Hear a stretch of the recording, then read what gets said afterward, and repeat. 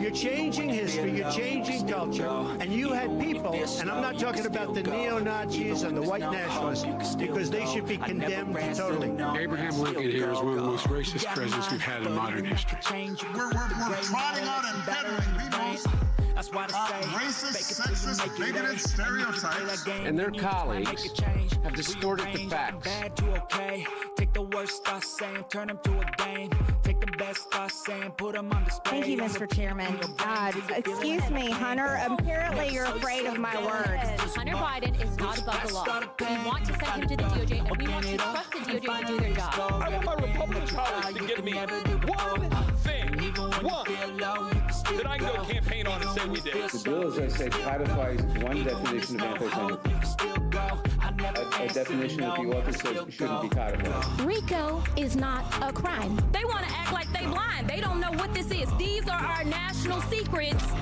Looks like in the shitter to me. Leadership of the plans to get them back into chambers. That would have been call number 3 with Speaker Pelosi. You didn't have one call, you didn't have 2 calls, you had 3 calls. So Speaker Pelosi's comments that she didn't speak to were inaccurate. That is correct, sir.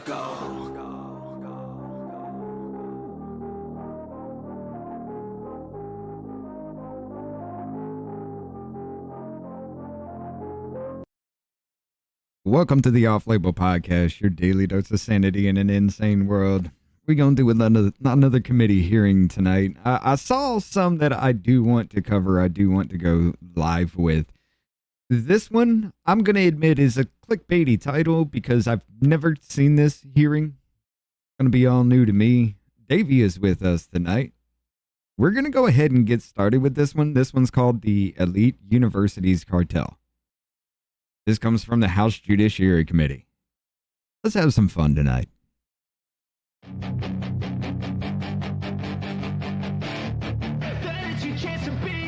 Hey kid, don't ever let them get inside your head. They'll tell you what to do in life instead of everything you know that you can get. Don't let them guide your life towards regret. I'll fight for what I love with every breath. My past is filled with things I won't forget. I use them all to push me to my best. So treat the worst of times just like a test.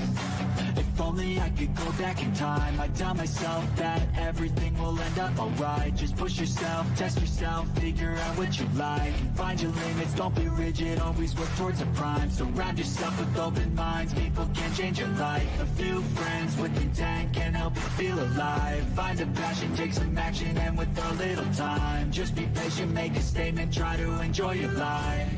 They'll try to kick you while you're down. They wanna rise up while you drown. They wanna fill your head with doubt. They're silently scared that you'll figure it out.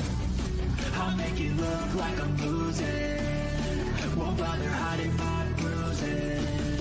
And when they finally think you're wounded, then it's your chance to be ruthless. I'll make it look like I'm losing. Won't bother hiding my bruises. And when they finally think you're wounded, then it's your chance to be ruthless.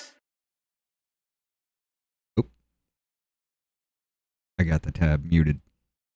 Dangerous fungus into the U.S. that experts say could be a potential terror weapon targeting agriculture. This is a microscopic view of that fungus known to cause billions of dollars in damage to crops, including wheat, barley, and rice worldwide every year. If consumed by humans, it can cause liver damage and birth defects. One of the suspects allegedly caught with the fungus hidden in his luggage at the Detroit airport.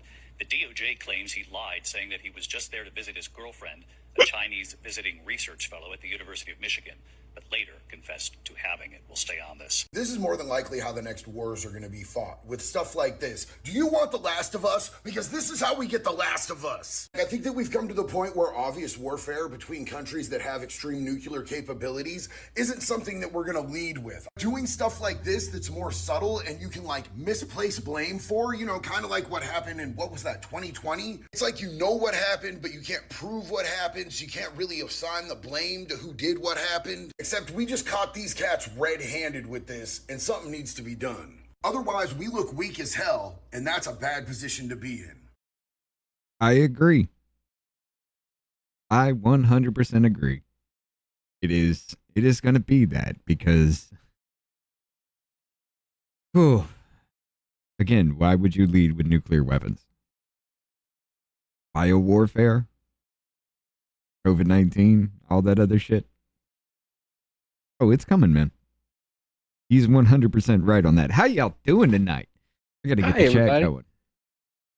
Deluxe night. Thank you. What a jerk off.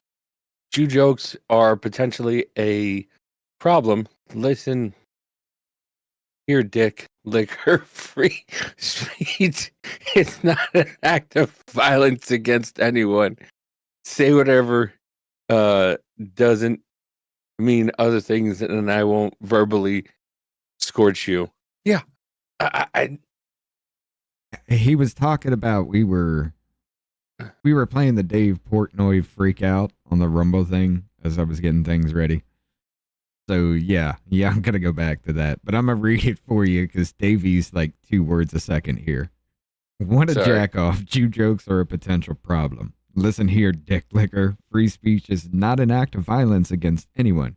To say whatever doesn't mean others, and I won't verbally scorch you. Yes. Yeah, you can say whatever you want, as long as it doesn't lead to violence. You can make whatever jokes you want. I'm sorry, this shit started because the terrorist guys did that little airdrop into the music festival on October 7th, killing people, saying, I just escaped from an open air prison, so I just get to murder people. Apparently, Israel said, no, fuck this. This is a threat to us, and they went after them hard. Now, I don't know. Have they gone too far? Well, the United Nations wants to bring their leaders. The United Nations tried to bring Benjamin Netanyahu up on war crimes. So I don't fucking know. I don't follow that shit. But I will say this. It has gotten to a point where more Israelis have died on this home ground for that shit than Palestinians have died on this home ground for that shit. I will say that. And I gotta fix Davey's camera. My bad. I just realized that. Go ahead and say hi to the chat while I do that, Davey. Hi, guys. What up, Jennifer? What up, Elf? What up, Ken? What up, Muffin? What up, Haley's dad? My God. Harley's dead. Boobs. Harley's dead.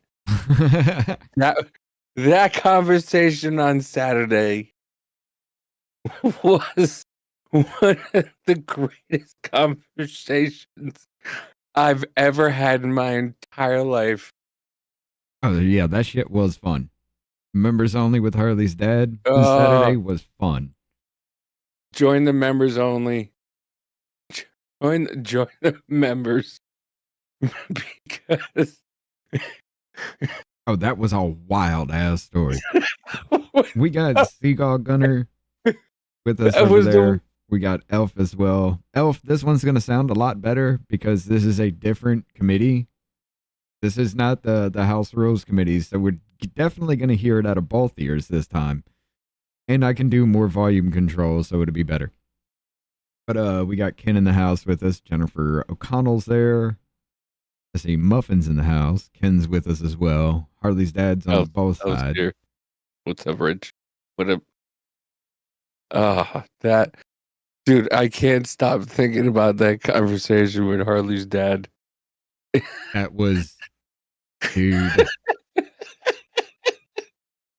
I had no idea where any of that was gonna go, and that was the best fucking conversation I've had in a long time.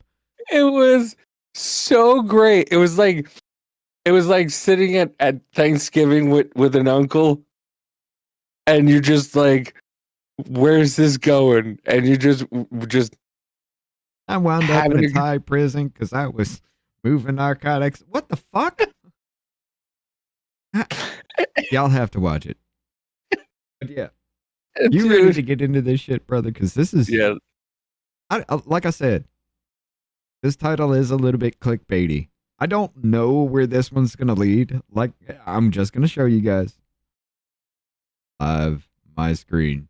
This is the way it is titled: The Elite Universities Cartel.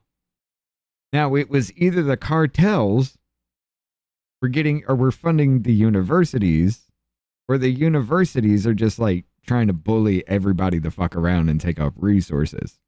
I'm thinking the latter, but I had to go with the former on that one just to spark interest. Clickbait. Yes. Harley's dad said, funny, you say that they don't allow me at Thanksgiving dinner. And now we know why. All right, let's get this going here. Objection. The chair is authorized to declare recess at any time. We welcome everyone to today's hearing on collusion in higher education. Without objection, I ask unanimous consent for Mr. Nails to Okay, so that answers the question. Collusion in higher education. So yes, that answers that question. Hearing to question the witnesses if a member yields him time for that purpose, of which I will yield him 5 minutes. I'll now recognize myself for an opening statement. According to the National Center for Education Statistics, U.S. colleges and universities are $700 billion industry. Harvard endowment alone, which stood north of $50 billion as of 2023, is larger than the GDP of 120 nations. 6 of the 8 Ivy League schools have endowments exceeding $10 billion.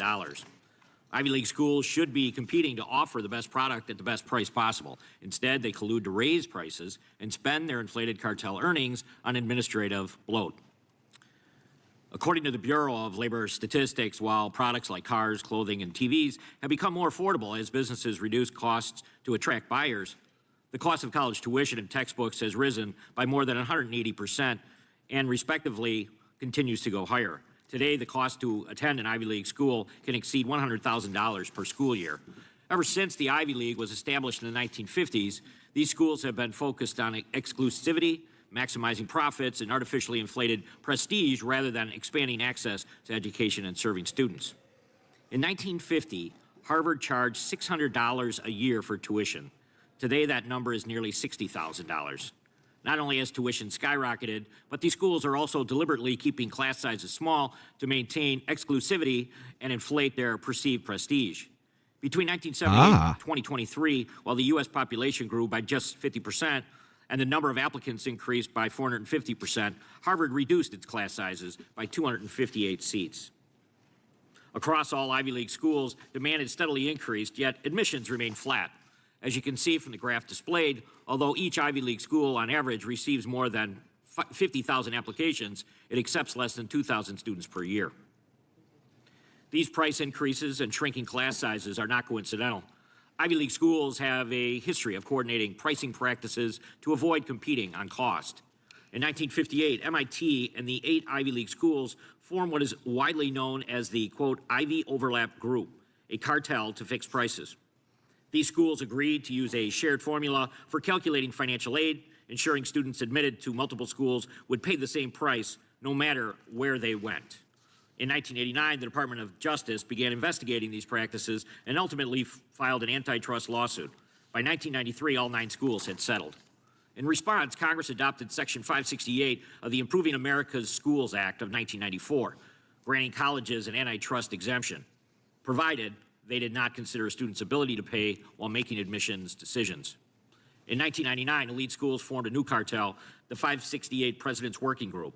The goal was the same, to create a shared financial aid formula and not compete for students based on price. Even with a legal exemption, these elite schools still chose profit and prestige over access and fairness. In 2022, former students... No, Deluxe Knight. Thank you for the 5. What a boss move. I will now recognize myself first to get things started. He's the chairman. He's supposed to. That's his job, to get the whole thing started. He gives a speech first, and then the ranking member of the minority gives their opening speech, and then the witnesses will give their opening speeches. Students sued many of the Ivy League schools for colluding on financial aid formulas that favored wealthy applicants.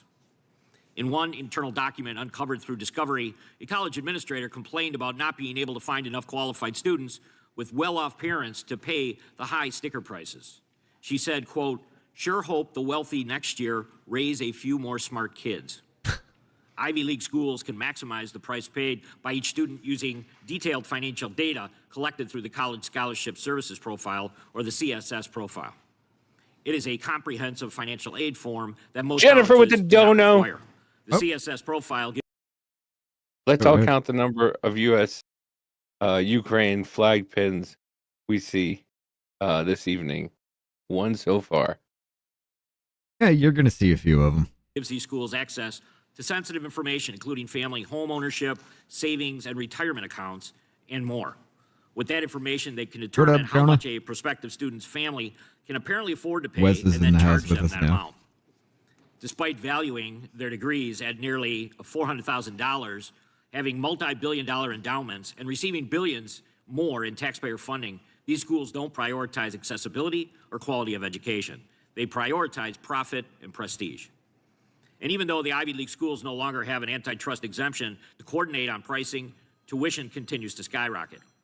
By setting the industry standard for tuition, the Ivy League creates an umbrella effect that allows other colleges to charge more than they could in a competitive market. Y'all know who's dick enough Today, to do we are that. starting an overdue conversation about how the Ivy League's anti-competitive practices may harm students, taxpayers, and ultimately our He's country's too future. stupid to understand I how want to thank turn the his witnesses ringer again off. for appearing Oh, there before he us is. today, and I look forward to your input. I will now recognize the ranking member, Mr. Nadler, for his opening statement. Mr. Chairman, before I start my opening statement, let me mention a personal stake in this. I am the first member of my family to go to college. We didn't have much money. My father worked on a gas station, and I was offered full scholarships This is at by two Ivy 1.25 League speed. colleges, Yale and Columbia. I chose Columbia, and I never had to pay a cent. Mr. Chairman, this hearing, like so much else that we have done in this committee under Republican Election control, night. takes a serious issue and uses I've just never heard someone just come out and say it like that.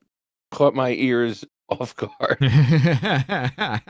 Yeah, in every committee hearing, that's what they do. The chairman actually opens up, give it off to the ranking member, then you introduce the guests. They have 5 minutes for their opening statement, and then you get started. uses it as little more than an excuse to launch a decidedly unserious so-called investigation. Let's be clear. The cost of tuition at many colleges and universities, not just Ivy League institutions, is too high and is unaffordable for too many families. But the same Republicans who today claim to be concerned about the ability of students and their families to afford college tuition proudly cast their votes 2 weeks ago for a budget reconciliation bill that would take direct aim at student loan programs and other vital student aid. If they really cared about You mean for people that are getting them overseas instead of here in America? consumer prices, they would not undermine the ability of all students, especially low-income students, to access and afford higher education. They would not make cuts to Pell Grants that would reduce or eliminate access for up to 4 million students. They would not cut student loan subsidies, raising costs for an average borrower by up to $200 a month. They would not make student loan repayments even more difficult and push more students into the predatory private loan market. And they would not include devastating cuts to Medicaid, which will deprive roughly 3.4 million low-income students of much-needed health care. I'm sorry. He's not talking about just colleges now. He's talking about everywhere with all those numbers. But I will say this, all of that shit has proven to be untrue, Heather. Several times. We've proven a lot of that shit untrue here on this channel. But Republicans showed us very clearly that their priority is tax cuts for billionaires, not affordable higher education. So it is a little difficult to take their concerns seriously today. This hearing also comes in the context of the Trump administration's all-out assault on education and research at colleges and universities across the country, and particularly at Ivy League and other elite universities.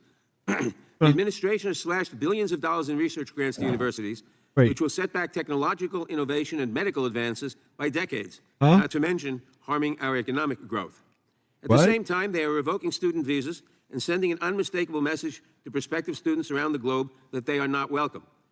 I told you. I knew it. I knew he was going to bring that shit up. We already went through that student visa shit. 1.3 million 1.3 million student visas. 6,400 had a possible violation that they could restrict for. Out of that 6,400, 3,000 of them were restricted because they're the ones going out on these campuses and rioting. Like I said, well fucking done. That is a badass immigration record. The result is that the brightest minds in the world who once flocked to this country will now look to bring their brains and talents elsewhere. But this attack on higher education has an even more sinister purpose. Its real target is academic freedom. Taking a page from the authoritarian playbook, the Trump administration is using every tool at its disposal in a pressure campaign to impose its ideology on independent academic institutions and to bend them into submission. And unfortunately, they have a willing partner in the Republicans on the Judiciary Committee. Instead of using their power as legislators to make education cheaper, more accessible, and easier to pay off for all Americans, Republicans are using the power of this committee to aid and abet President Trump's ideological war against a very narrow slice of higher ed institutions. How absurdly narrow is their focus? They are targeting 8 schools out of about 4,000 in the United States. That amounts to a focus upon less than 0.5% of the American undergraduate population. While President Trump threatens individual schools with cuts for not adhering to his ideology, they are using the power and resources of this committee to pursue yet another empty antitrust theory. By not adhering to his ideology. By saying there are only 2 genders and y'all can't riot on campus? Yeah. What the fuck? That is the extent of what Trump has done for all this shit that's been going on, especially with universities. There are only 2 genders and y'all can't riot on campus. Oh, you're not going to listen to that? So we're going to cut funding until you listen to that. That is his attack. Jesus fucking Christ, this is dumb. So that they can bully their political targets. Sadly, this follows a familiar pattern. Last Congress, this subcommittee unleashed the same targets that came after him? Investigations designed to undermine the free speech rights of advertisers and investors that held views disfavored by the majority. When advertisers made the reasonable determination that they did not want their brands associated with extremist views and hate speech on social media platforms, Republicans used the flawed antitrust theory to justify a campaign to threaten and intimidate them into abandoning their efforts at responsible advertising. When investors threatened the profits of big oil and gas companies by considering the risks that climate change posed to our economic future, the committee rushed to the defense of their corporate allies with another hollow antitrust investigation. And now today, they return to the same tired playbook, using the power of this committee to support the Trump administration's efforts to target academic institutions. After having launched an overbroad fishing expedition against Ivy League universities, they're now holding a hearing today to justify these efforts at harassment and intimidation. As I noted at the outset, there are real concerns when it comes to the cost of tuition at colleges and universities. If there is indeed collusion among the Ivy League schools, enforcement by our antitrust agencies, the Federal Trade Commission, and the Department of Justice is the answer, not a partisan probe that merely serves as another broadside against education in America under President Trump. There is much we could do together to bring down the cost of tuition and broaden access to education.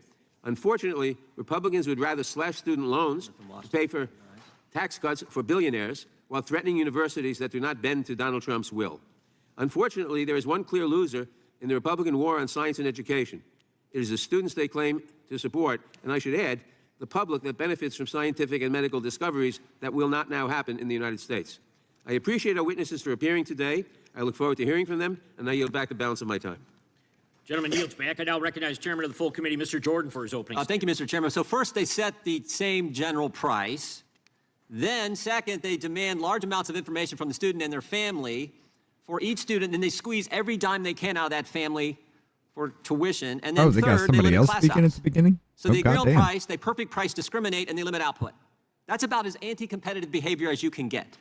And then with this windfall of money they get, perfect price discrimination, collusion on the price, limiting the class size at the institution, there's a windfall of money they get from students and their families and the government, the taxpayers. They hire an unbelievable amount of administrators. Mr. Shea has pointed that out. Such a deal for taxpayers and families. That's what's going on. And thank goodness the chairman's having a hearing on this. It's ridiculous, and everyone knows it.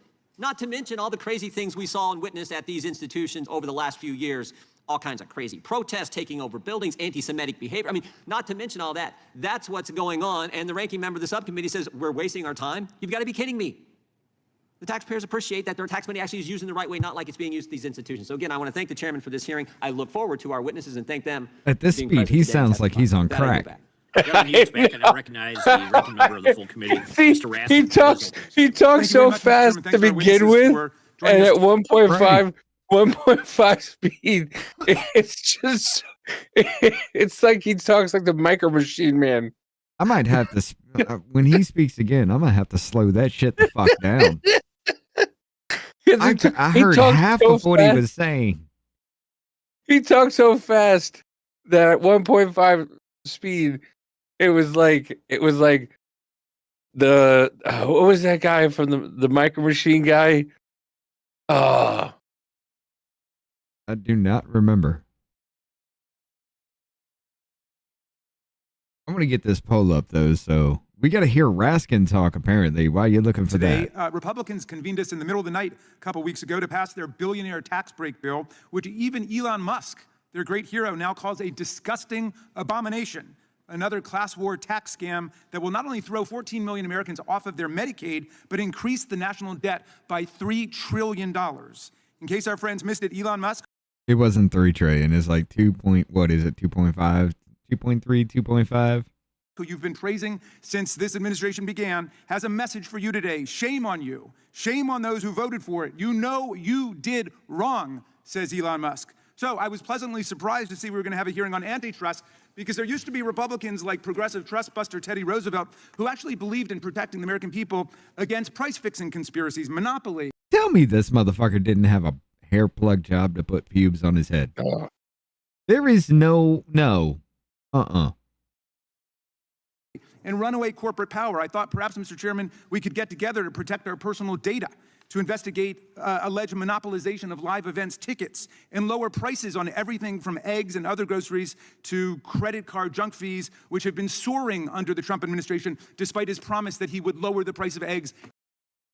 Deluxe, thank you for the 5. Nadler, shut the fuck up. Go shit your pants and wander into a corner like you did at the podium last month.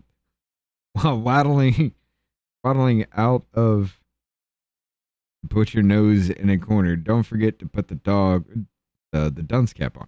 I had problems reading it. Waddling out of... You missed a word. To put your nose in a corner. Don't forget to put the dunce cap. That's what I'm talking about, man. That's what I'm talking about with our audience. They're savages of fucking love. Yeah. And everything else on day one. Silly me. Like everything else, antitrust in the hands of our friends is just one more chance to attack America's colleges and universities that refuse to surrender control to that luminary academic scholar, Donald Trump, who wants the federal government to take over faculty hiring, student admissions, and academic affairs at every university in America. And I don't even know why Donald Trump's so mad at Harvard. They let in his son-in-law, Jared Kushner, after the Kushner family donated $500,000 to get him in. Just like Trump pardoned Kushner's father, Charles, head, you can see it on the Trump back donor end. who's our new ambassador to France for his multiple convictions for tax evasion and witness tampering. Now, that would be a worthwhile hearing, Mr. Chairman, how wealthy people like the Kushners and the Trumps buy their way in to America's elite institutions, as Donald Trump calls them. But antitrust is now just a weapon of political attack, not economic analysis. When businesses advocate sustainable investing, House Republicans accuse them of violating antitrust. When consumers want to exercise the right to boycott, Republicans accuse them of violating antitrust. Gee, if you don't support their monstrous, ugly tax break bill for billionaires, they'll accuse you of violating antitrust. We'll probably be having a hearing on how Elon Musk is now violating antitrust since he's turned against Donald Trump and their appalling bill. So today, they're accusing 8 universities who represent less than 1% of undergraduate students in the entire market across America of engaging in some completely vague and massive antitrust conspiracy. Republicans actually trotted out this pathetically weak theory in the first Trump administration, and of course, no antitrust scholars took it seriously, and even their own Department of Justice didn't do anything with it. They control the antitrust division again. Why do they need another hearing in this committee? Why don't they just bring their case, if there's a case? They've got the power. That's what they've been talking about. Look, this is pure power politics. President Trump's attacks on higher education reflect a standard move by authoritarians like Vladimir Putin in Russia and Viktor Orban in Hungary. This is right out of the dictator's playbook. Subdue and control any institution that could provide a check on your lying and your But he corruption. looks like he's got, Prevent like, any possibility of opposition Michael J. and dissent Fox shit from going on. forming against the autocrat in his regime. Clear a path for the agents His of hair looks propaganda green. and disinformation, and destroy the institutions that have given us great advances in scientific discovery and intellectual inquiry, as Mr. Nadler points out. J.D. Vance gave the whole game away, by the way, when he repeatedly quoted Richard Nixon to say, the professors are the enemy. Nixon said, the professors What up, are the enemy. K-Bean? How you Write doing? that on the blackboard 100 times and never forgot forget to say it. hi. Department of Education Secretary Linda McMahon ominously warned, if schools want to black continue dude to in do the back research, hasn't they must fall moved. in line with the administration and its goals. They must be, quote, in sync with the administration and what the Watch him. administration is trying He to hasn't accomplish. That's a moved. federal government takeover of every private and public university and college in America. Now, Harvard has stood up to the administration's attempted hostile takeover, rejecting its blatantly unconstitutional demands to control its governance, its How do you do curriculum, that? and the ideology of its faculty and students. In response, the administration has come after the university's research contracts and There he grants, goes. and more recently, He's moving. even its Okay. ability to enroll foreign students, only to be shut down by the courts, and not left-wing rogue Democrat judges, but Republican judges too, What up, for Tony? How you- violating the university's First Amendment rights. We've got academic freedom in America under the First Amendment. And now the Trump administration ridiculously threatens to come after the university's tax-exempt status. They want to revoke Harvard's tax-exempt status, and they've asked all federal agencies to cancel all of the contracts they have with Harvard to get the work of the American people done. You mean because they're still classifying Asians as whites is inadmissible? You mean they're still letting people get uppity on their fucking campuses? You remember when they made that effigy to Charlie Kirk and burnt that shit on the campus and then stormed the building he was in, breaking windows, trying to get at him? Mm-hmm. We still haven't gotten to the witnesses. Contracted work that Trump is losing in court every day, and Harvard is winning as it stands up for academic freedom and its right to make scientific and academic progress. And hundreds of colleges and universities across the country are standing with Harvard. DHS head Kristi Noem said that its actions against Harvard. Jennifer with the one. Hey, Redskin, need any new interns? I don't know. That botting that happened on YouTube that I called out kind of died down for his ass. It's still a little suspicious, though. It still looks like there ain't nobody but the bots watching.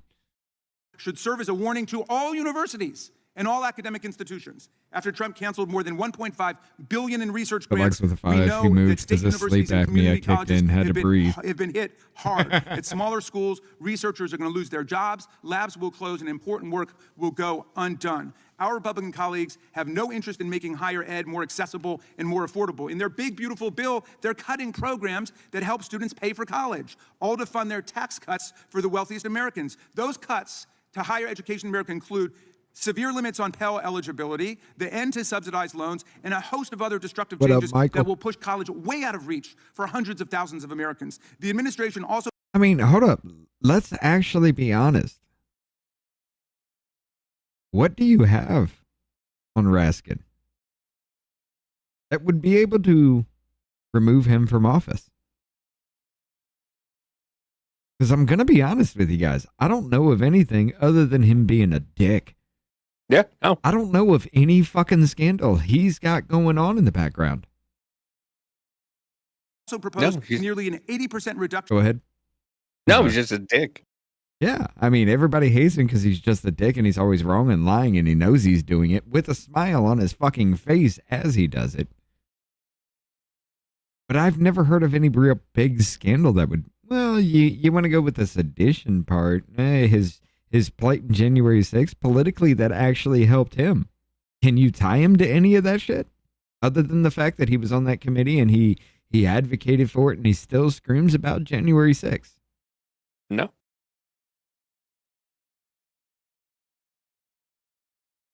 I don't like Raskin either. I'd love for his ass to just get unseated. But I don't know of anything that could actually remove his ass. No, there's nothing. Well, there's always something. No, But this motherfucker is a badass lawyer to the whole point to where he has lawyered his ass up to a whole point, up to fucking federal government, and he's been squeaky clean. Why, you know he's lying to your face. He's smiling as he knows he's lying to your face.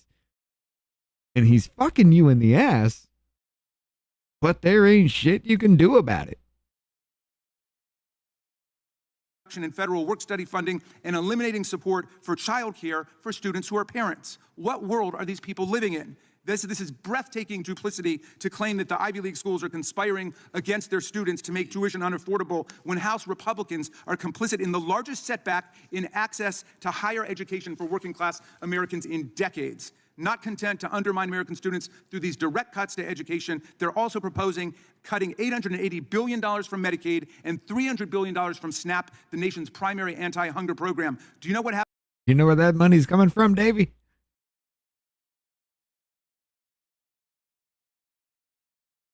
Huh? Didn't hear you in that one. I just read Deluxe's comment. He's a dick because his name is close to foreskin. That's exactly what I call him. I call him Jamie Rat Foreskin. This motherfucker got a botched hair plug job. That's why he claimed he had cancer. I swear to God. It all fucking fits. He claimed he had cancer after he got a botched hair plug job that got infected. His head looked all fucked up. This motherfucker implanted pubes on his head and he's trying to straighten them out. They're more curly than he had before. They're darker and more coarse than what was on his head before. This motherfucker flattens them down, greases them the fuck up to literal points in the back of his head. It's fucking weird how that happens, right? Unless you're using way too much grease. But this motherfucker got he had a botched hair plug job to put pubes on his head. I swear to God. That's the only thing that makes sense.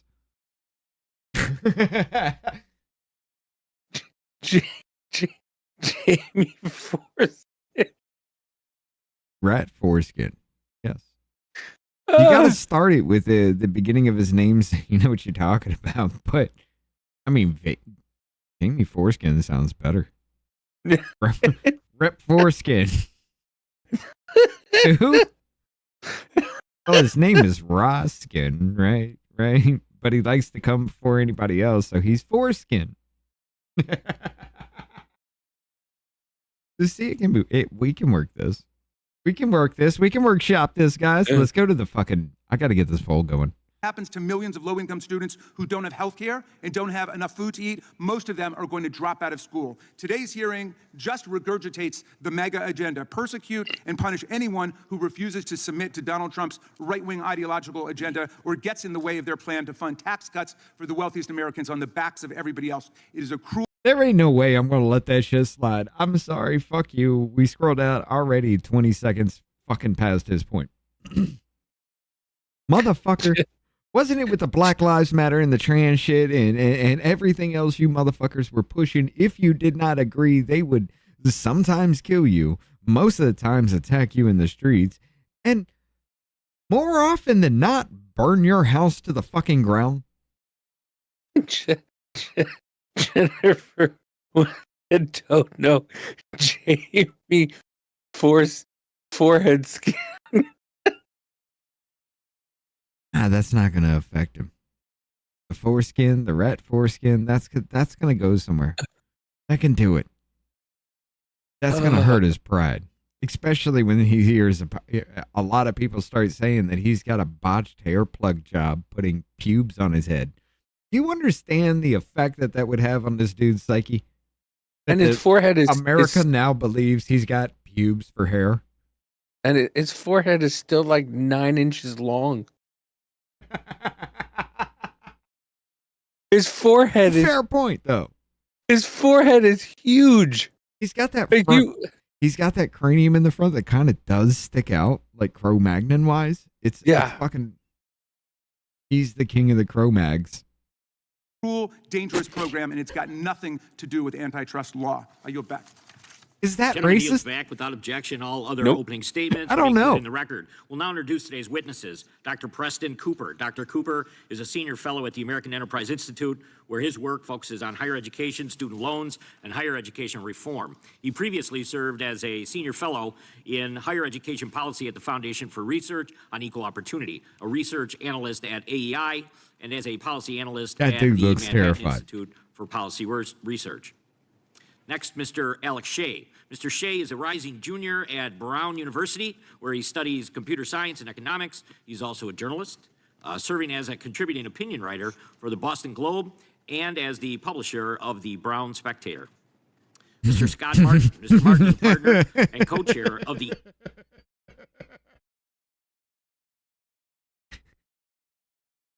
Hold on. The Brown Spectator.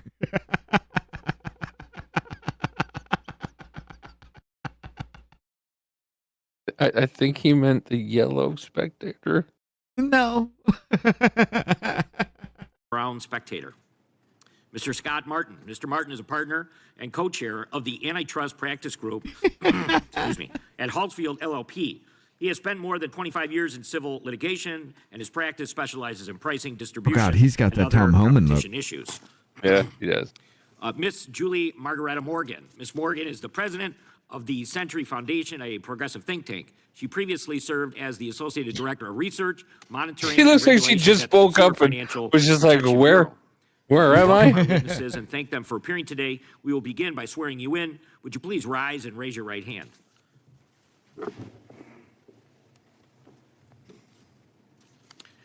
Do you swear or affirm under penalty of perjury that the testimony you are about to give is true and correct to the best of your knowledge, information, and belief, so help you God? Yes. Let the record reflect that the witnesses have answered in the affirmative. Thank you, and you can be seated. Please know that your written testimony will be entered into the record in its entirety. Accordingly, we ask that you summarize your testimony in 5 minutes. And Dr. Cooper, you may begin. Good morning, Chairman Fitzgerald, Chairman Jordan, Ranking Member Raskin, and Ranking Member Nadler, and distinguished members of the subcommittee. Thank you for the opportunity to testify today on the enrollment and pricing practices of Ivy League universities. My name is Preston Cooper, and I'm a senior fellow focusing on the economics of higher education at the American Enterprise Institute. The 8 institutions of the Ivy League show many hallmarks of anti-competitive behavior. Most Ivy League institutions severely limit undergraduate admissions, turning away thousands of qualified applicants. The schools charge among the highest tuition prices in the country and are less likely to provide financial aid than other private institutions. At the same time, Ivy League universities enjoy a significant surplus that funds high levels of institutional expenditures, administrative load, and 7... I will say this while I get this situated. We're going to have the poll here on the screen. I will say this. This poll is, who is the witness shill? Those of the channel know how to play this. What we do is we're going to give the opening statements for every single one of these. You find out who's there to just disrupt and be a yes man for everybody and lick people's assholes. Figure salaries for some college presidents. Some Ivy League universities... Ah, you bitch. No. Let's start him over then. I'm sorry. I'm sorry, dude. That was a dick move. Universities. My name is Preston Cooper, and I'm a senior fellow focusing on the economics of higher education at the American Enterprise Institute. The 8 institutions of the Ivy League show many hallmarks of anti-competitive behavior. Most Ivy League institutions severely limit undergraduate admissions, turning away thousands of qualified applicants. The schools charge among the highest tuition prices in the country and are less likely to provide financial aid than other private institutions. At the same time, Ivy League universities enjoy a significant surplus that funds high levels of institutional expenditures, administrative bloat, and 7-figure salaries for some college presidents. Wes, Some Ivy League universities recently enjoyed an exemption from antitrust law. Yeah, this is provided at they admitted students on a 1.25 need-blind speed. basis. In 2022, a group of students filed a class action lawsuit against 17 elite universities, including several Ivies, alleging that admissions are not actually need-blind. Most of these schools eventually settled the lawsuit for a collective $320 million. Another lawsuit was filed in 2024, alleging that elite universities have continued to coordinate their pricing decisions even after the antitrust exemption expired. My testimony does not take a position on whether Ivy League universities are coordinating their pricing decisions or whether they are in violation of federal antitrust law. But the enrollment, pricing, and spending practices of the Ivy League raise some red flags. Classic cartels limit supply in order to drive up prices and profits, and we observe a version of this happening among Ivy League schools. Let's start with restrictions on supply, a fundamental aspect of cartel behavior. Harvard College admitted about 2,200 students to join the class of 1982. Due to I population don't like increases how he and higher rates of fucking overall smacks college his attendance, lips one might after expect that every. number to grow. Instead, Yeah. Harvard admitted just over 1,900 It's students to gotten join to its me a class of bit. 2028. I've seen it. Unlike I've most heard other it. private colleges, Ivy League universities have Good mostly luck not with the increased admissions dono. to match rising demand. I was going to hit it after his opening speech, but go ahead. Dr. Jamie Radforskin, we're going to have to harvest from the front because you have too many Klingons in that Grand Canyon back there. In other words, dingleberries, you know. And I saw that and I got to thinking, I was like, this, you know, Raskin probably is a hairy dude in the front all the way down to his ass, but there ain't a damn hair one on his back. Why did I think that? I have no fucking clue, but it just kind of fits. What do you think about his ass? He's probably got a hairy ass. That's what he was talking about there. But the Klingons and the Klingons. It sounds like I'm saying Klingons from Star Trek. But anyway, with the Klingons of the Grand Canyon back there. Yeah, he was talking about the dingleberries and the butt hair. You know, dude's got a forest back there in the crack. He probably fucking does. Disgusting. You're talking about this way too much. I know, right? He got me thinking about it, and it's horrible. Become more selective, with the average Ivy League admissions rate falling from 15% in 2002 to just 5% in 2022. As student demand rises, but Ivy League institutions keep admissions relatively flat, the obvious result is upward pressure on prices. The annual price of tuition and fees at Ivy League universities ranged between $59,000 and $69,000 in the previous academic year. That's between 56% and 82% higher than the average for private colleges. Ivy League students are also less likely to receive financial aid. While 84% of students at non-Ivy colleges enjoy a discount off the sticker price, the share of Ivy League students receiving institutional financial aid is just 52%. Smacks lips between each sentence. In a traditional because cartel, he's a gay restricted victim. supply and higher prices enable monopoly-like profits. While nonprofit universities don't earn profits in the traditional sense, they still enjoy surplus revenues. Ivy League universities spend an average of $126,000 per full-time equivalent student, compared to just $35,000 for the average private college. These high levels of spending fuel a vast administrative bureaucracy. The average Ivy League institution employs one non-instructional staffer for every 2 students, compared to 1 staffer for every 6 students at other private colleges. All of this matters because Ivy League institutions have an outsized impact on the future of America. Ivy League graduates are vastly overrepresented among elites in business, politics, and media. A group of institutions which limits enrollment and charges excessive prices denies opportunity to thousands of students, particularly middle-class students with strong academic qualifications who face an unfairly low likelihood of admission today. The surplus revenues that Ivy League institutions currently enjoy fuel administrative load, but they could instead be used to create more seats for qualified applicants. The fuck out of me. The market for elite education bears many of the telltale signs of anti-competitive behavior. Whether it meets the legal definition of a cartel is an open question, but it unambiguously leaves students and society worse off. I cannot hear it. And it's in fucking raging.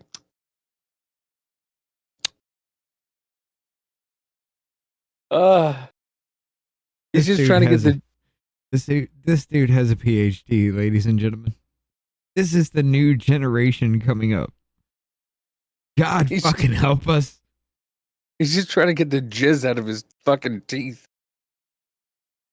Look, you don't know how that is. $20 is $20. Could you please just relax your tongue a little, sir? It doesn't need to be pressed against the top of your mouth every time you talk. Unless you got that numb tongue shit going on. Thank you for your attention, and I look forward to your questions. Thank you, Dr. Cooper. We'll now recognize Mr. Martin for 5 minutes.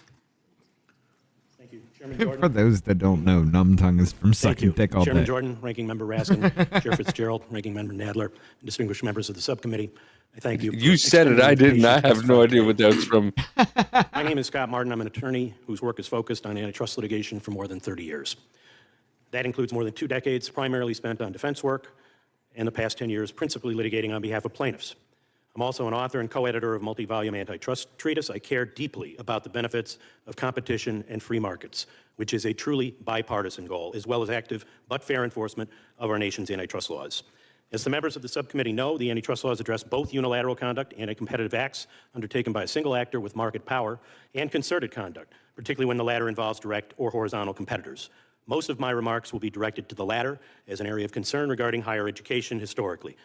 Principally, the potential for cartel activity, which the United States Supreme Court has labeled the supreme evil of antitrust. In testifying today, I make no prejudgment about any current conduct, nor has my law firm represented a party in the cases I'll discuss. Indeed, the hope of antitrust lawyers is always that free markets are operating properly and that unlawful conduct is not interfering with that. But there are several reasons here for heightened vigilance to protect and encourage robust competition. I'm sorry I read that, Jennifer, and that was a good one. In business, never trust a man who parts his hair like destiny. God damn, that gay fuck. Have you ever noticed that as time goes on, his jawline does get smaller, so it looks like his head is like molding into his neck and it's starting to look like a fucking balloon? Yeah. It's fucking weird, man. I think, Owen Troyer is. Yeah, you got to keep that jaw to the side when you're talking too, because you're strung out. They say he has a speech impediment, but no, the motherfucker's on some. Anyway. In higher education. First, as members of the subcommittee, as well as many American students and parents know, my hair parts the price normally. of higher education, specifically I for can't do private nothing schools, about it. has outpaced the rate of inflation. Since I was in college, the Consumer Price Index has inflated the dollar by a factor of 3, but tuition prices at the most selective institutions in particular have gone up on the order of 7-fold. Meanwhile, output in terms of class size has not kept pace with population growth. This is true despite increased demand and increasing multi-billion-dollar endowments. Yeah, Common he is alive. sense begs the question whether such a market is working properly. Second, the somewhat cloistered nature of these institutions, their nonprofit status not to be confused with their massive endowments, and a belief of which I am not questioning the sincerity, that they are engaged in noble work of the advancement of knowledge may create an atmosphere suggesting that relaxation of rules of competition would be appropriate for this industry. Not so. Most legal scholars will tell you not only that antitrust exemptions are rare, and rightly so, but also that special sectoral rules and regulation have at best a mixed track record in our nation. In a different higher education context, my law firm brought the O'Bannon case that challenged NC2A restraints on college athletes. That marketplace has flourished, and the sky has not fallen.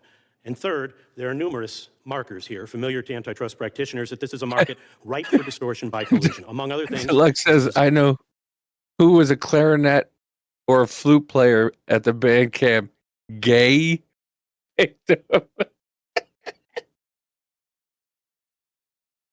There's a rectum joke in there somewhere. I'm just not getting.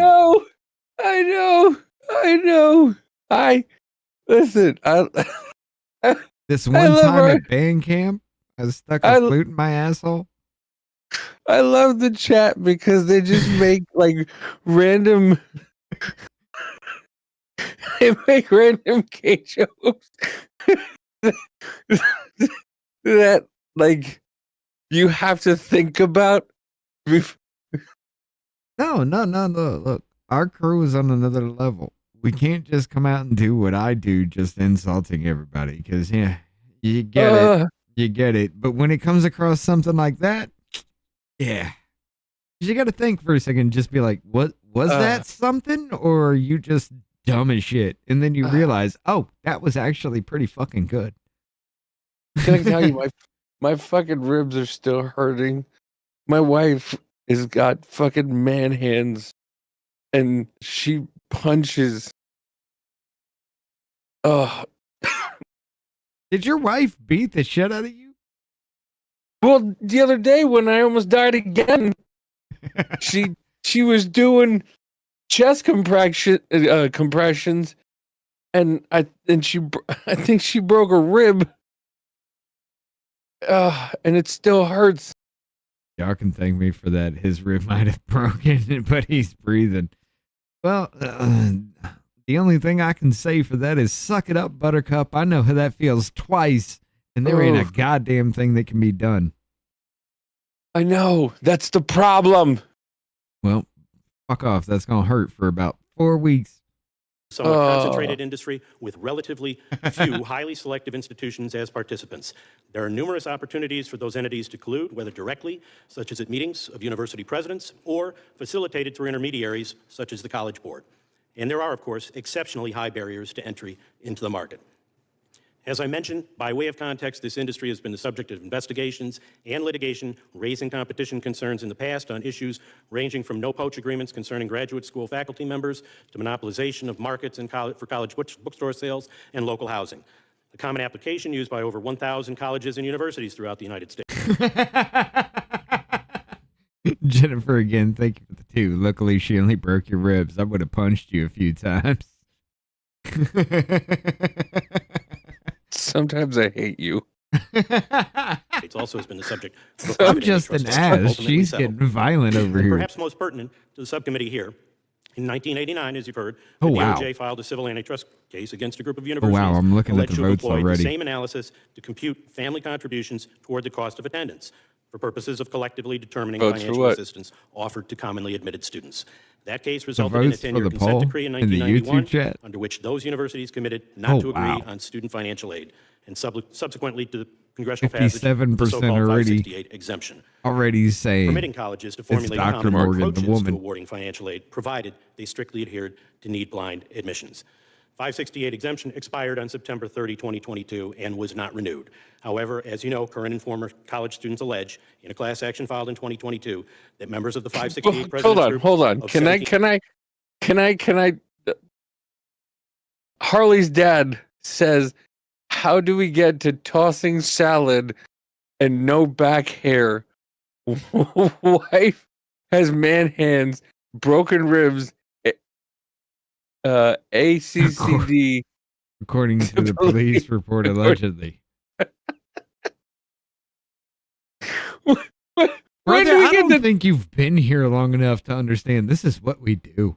How do we get to tossing salad?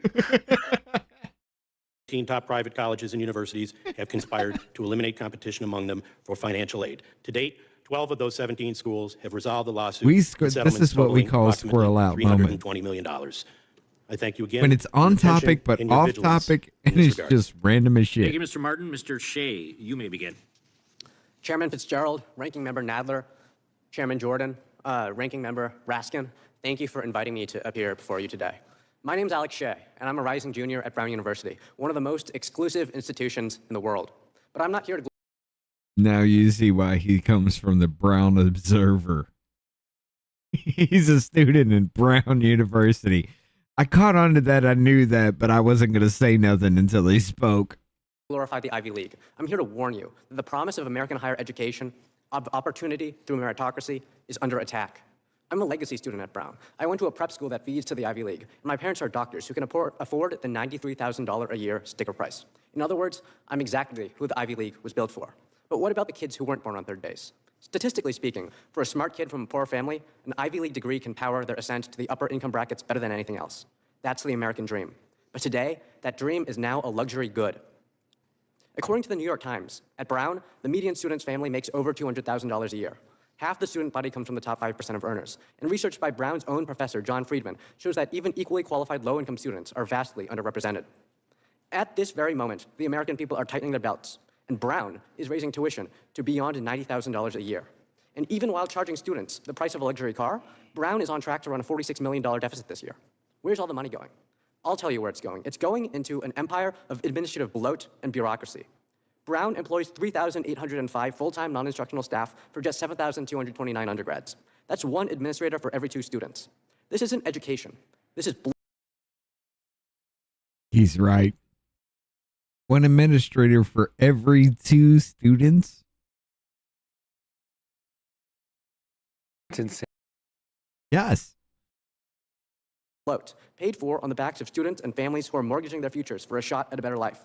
Meanwhile, Grace Calhoun, Brown's athletic director, earns over $1 million. A household assistant on payroll tends to University President Christina Paxson. And when budget cuts are made, these expenses stay while the student experience deteriorates. My dorm floods when it rains, and the burger patties in our dining hall have been replaced by an unappetizing beef mushroom blend.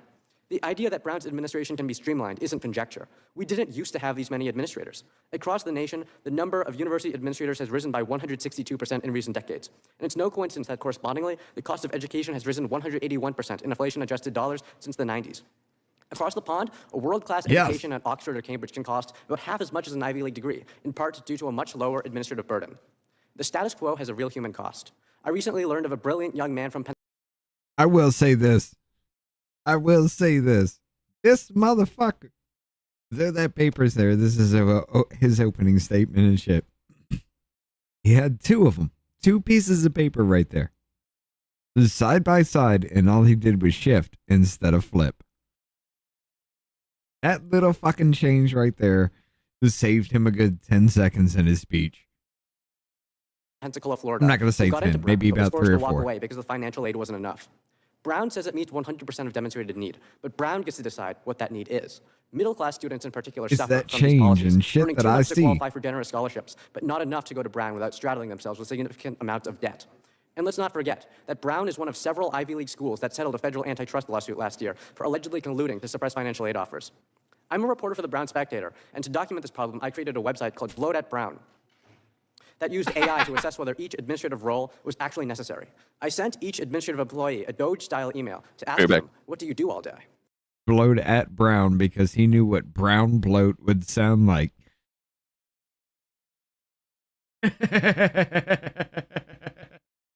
I'd have gone with brown bloat. I'm sorry, brown. No, this is see the diarrhea that's coming out of this university here. Instead of answering, Brown's response was retaliation. My social security number was leaked.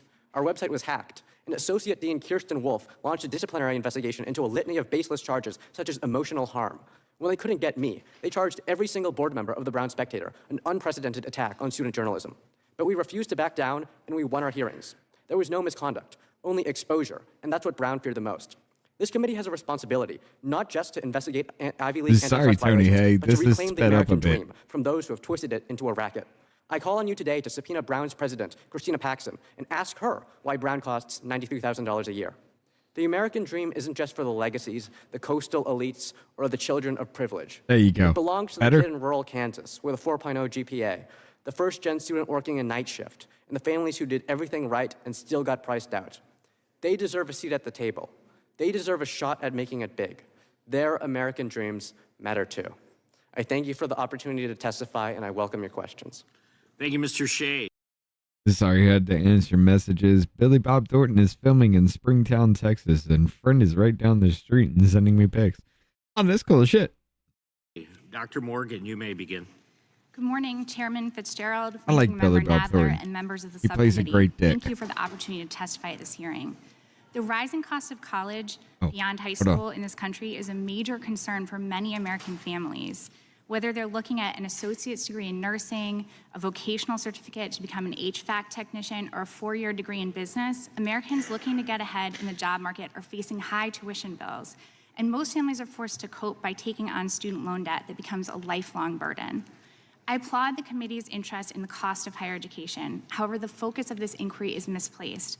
Ivy League institutions train less than 0.4% of undergraduate students in this country, whereas the vast majority of students attend public community colleges and open access state colleges. Ivy League admissions and tuition practices have no effect on the schools that most Americans attend. Looking for a solution to college costs in the Ivy League is like looking for a needle in a haystack while the rest of the haystack is on fire. And here's the latest source of that fire. Legislation approved by the House of Representatives pays for tax cuts for the richest Americans by increasing the price of college for low and middle income students, including taking away Pell Grants from 1.4 million Americans and reducing them for another 3 million. Don't forget The that deep hit cuts to that poll, Medicaid ladies and SNAP gentlemen. in that bill will also likely increase public school tuition by squeezing state budgets, as higher education will be at the top of the chopping block to cover state budget shortfalls.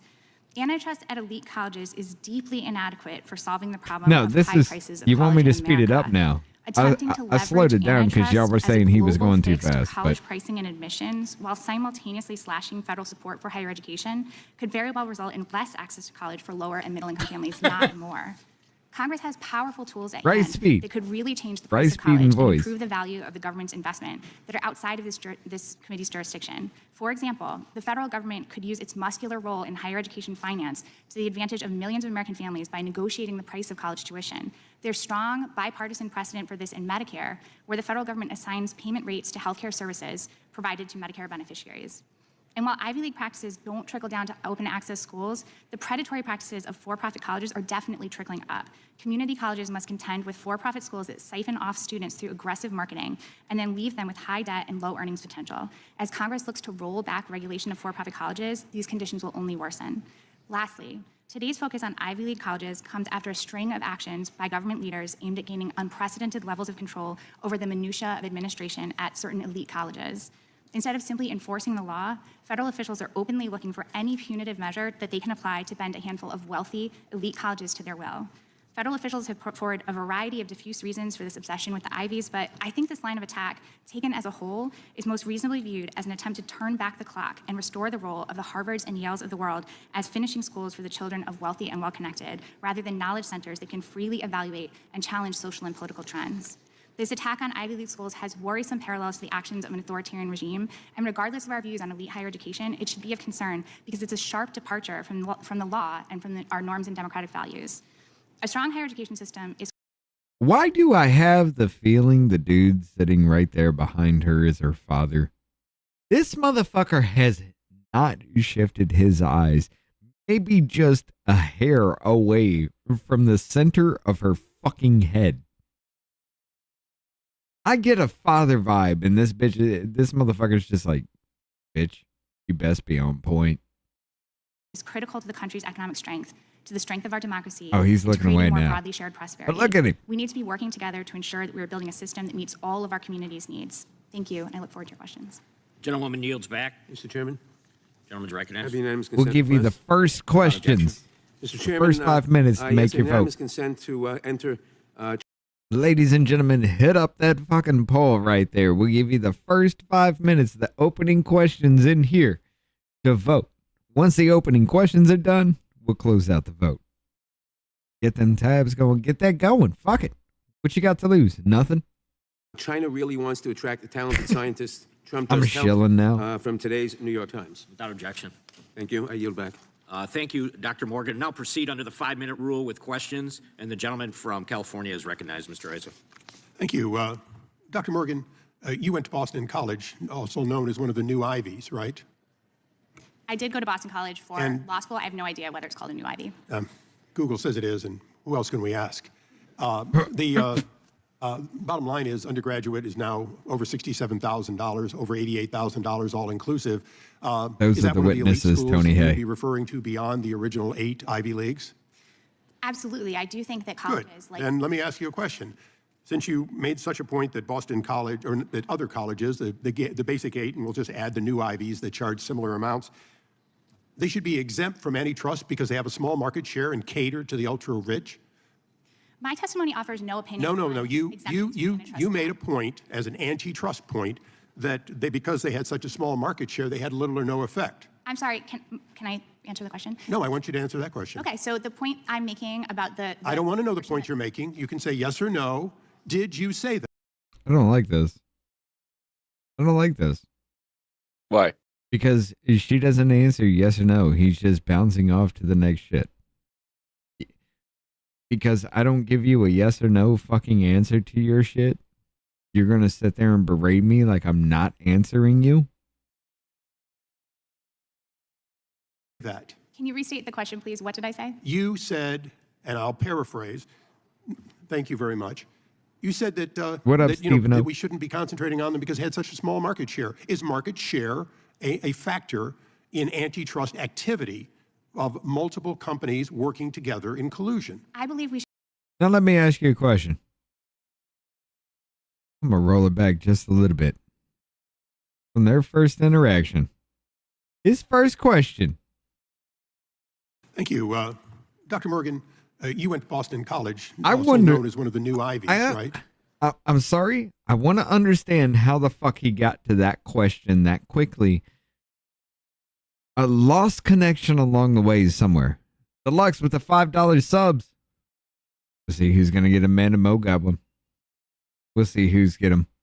Rumble's slow with that shit. We'll see what's happening with it. But I did go to Boston College for law school. I yes, have no that idea is whether it's their still Eliza. Google says it is, and who else can we ask? Listen. The bottom line is undergraduate is now over $67,000, over $88,000 all inclusive. Is that one of the elite schools that you would be referring to beyond the original 8 Ivy Leagues? Absolutely. I do think that colleges like And let me Okay, so there set the attitude for the yes or no question. Oh, you would say there are really only 8 Ivy Leagues. Everybody else is just boistering and just trying to get their numbers up. Yes, good. Let me ask you a question. Since you made such a point that Boston College, or that other colleges, the basic 8, and we'll just add the new Ivies that charge similar amounts, they should be exempt from antitrust because they have a small market share and cater to the ultra-rich? my testimony offers no opinion. No. You made a point as an antitrust point. My testimony? That's all she said before he said no. He's trying to bully. He's not here to actually do anything. He's just getting a clip. That because they had such a small market share, they had little or no effect. I'm sorry, can I answer the question? No, I want you to answer that question. Okay, so the point I'm making about the I don't want to know the point you're making. You can say yes or no. Did you say that? Can you repeat the question, please? What did I say? You said, and I'll paraphrase, thank you very much. You said that, that we shouldn't be concentrating on them because they had such a small market share. Is market share a factor in antitrust activity of multiple companies working together in collusion? I believe we should be focusing on... Now, thank you for not answering that. You make it easy on me, doctor. You see? Just because it's not a yes or no question, he gets to spin it however the fuck he wants.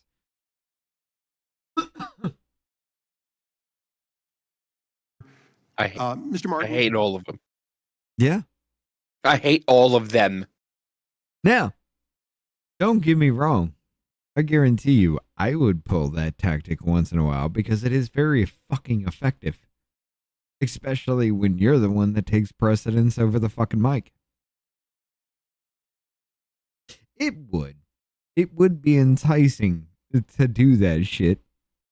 And I will say this, Mr. Isa, at least you threw a fucking jab off the get-go. But that was hard to fucking follow. You jumped around way too fucking fast. You could have led that bitch. Which it's so weird to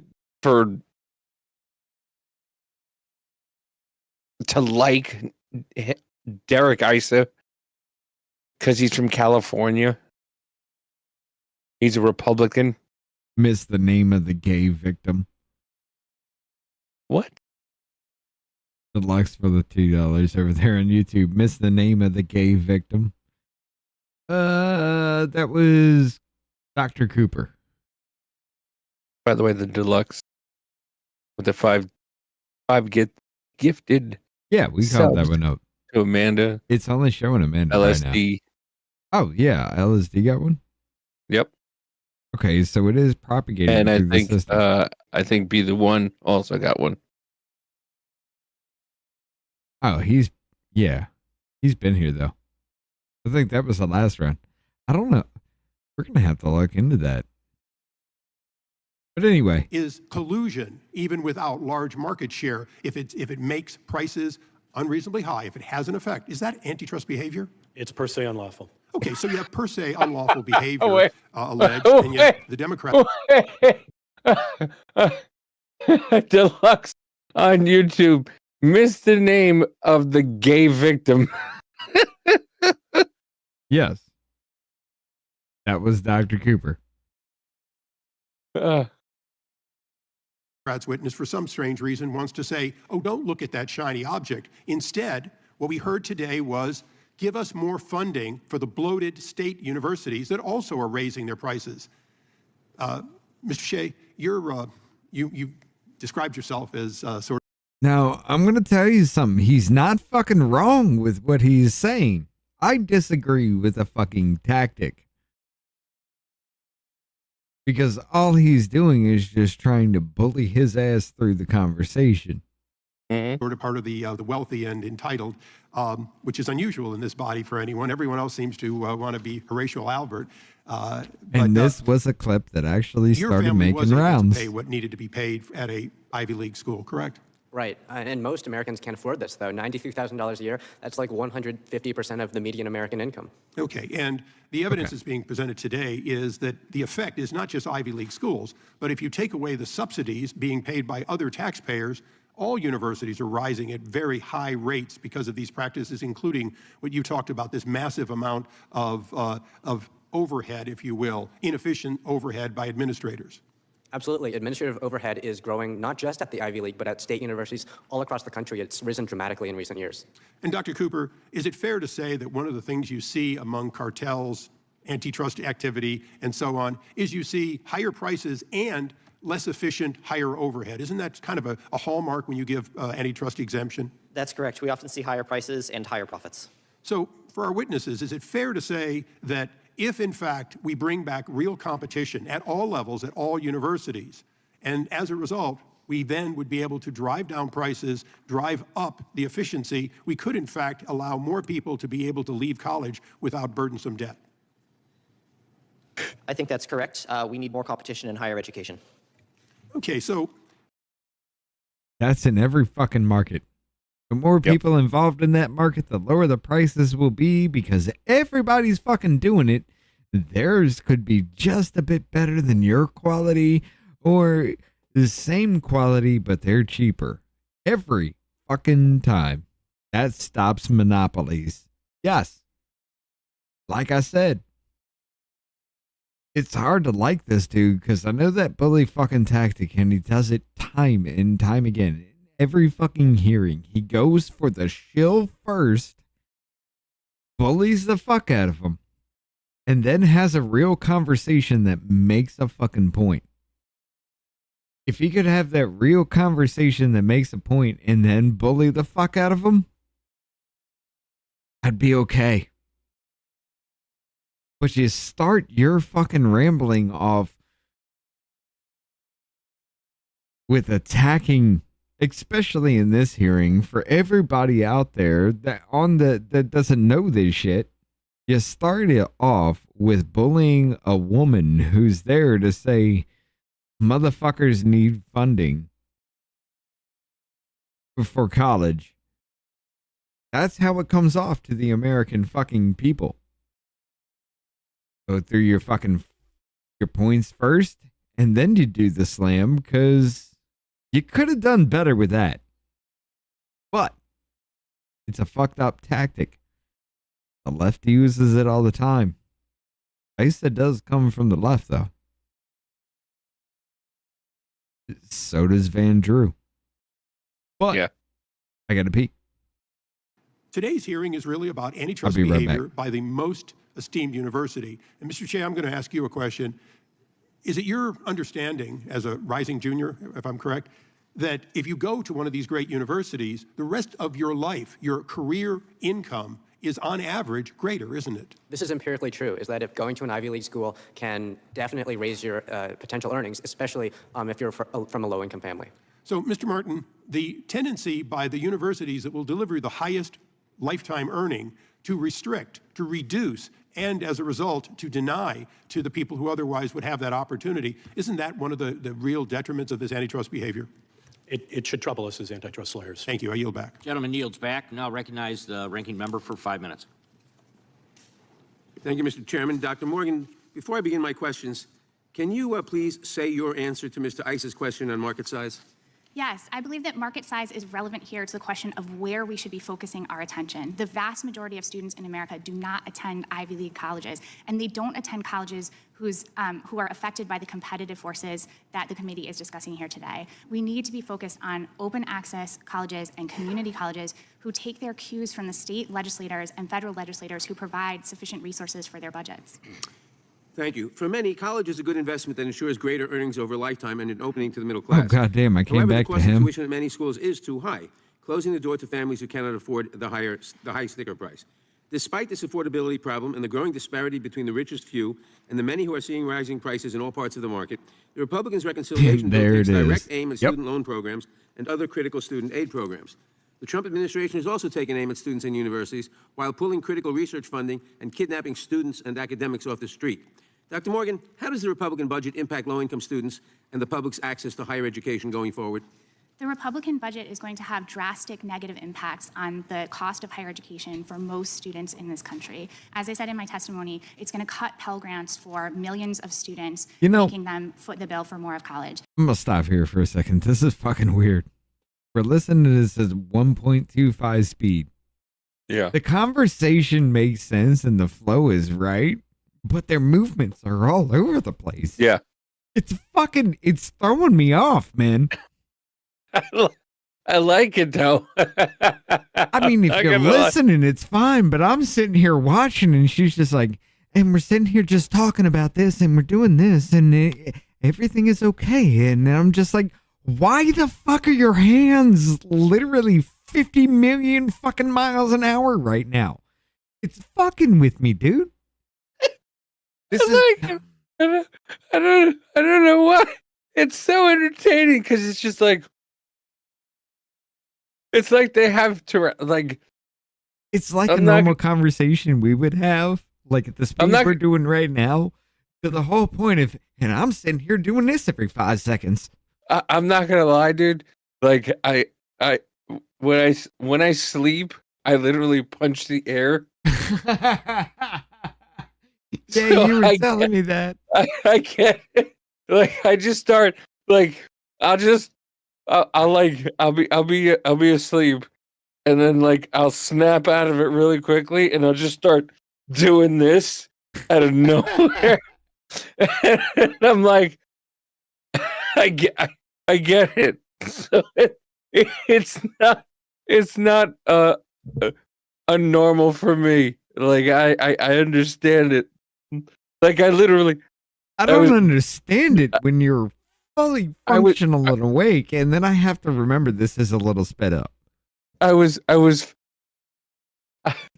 this morning I was fighting the air for about 10 minutes for no reason. I was just like I was fighting Mike Tyson out of nowhere for about 10 minutes. Oh no! Hell, I'd have pulled you the fuck out of that shit. I'd have just been like, I'd have smacked you in the face and been like, "Bitch, you punched me while you asleep. You getting fucked up." Well, no, I wasn't. It's not like I was hitting anybody. I'm just saying. Hey, you wanted me to come visit you. I was just like, you doing that shit? All right, because you're gonna get slapped right in the fucking face. Stop swinging, bitch. Get up. I was fighting. What is this? I was fighting the air for no reason, and it wasn't like it wasn't on purpose. Like I woke up and just started punching the air. I don't know. No, I'm sorry if I disturb you in any way and you start trying to swing at me in a daze. Yeah, I'm gonna smack the shit out. No, but it wasn't no. Nobody was disturbing me. It was I'm gonna just be One Punch Man with that open palm. It wasn't. It wasn't like anybody was disturbing me. It was just I just woke myself up. No, I get and it. Started swinging. I'm sorry, even if I'm around you when that happens, and for some reason I'm in the swing. Bitch, this is One Punch Man situation. It will be open palm. You are gonna wake the fuck up. I'm sorry. I'm just calling it right now.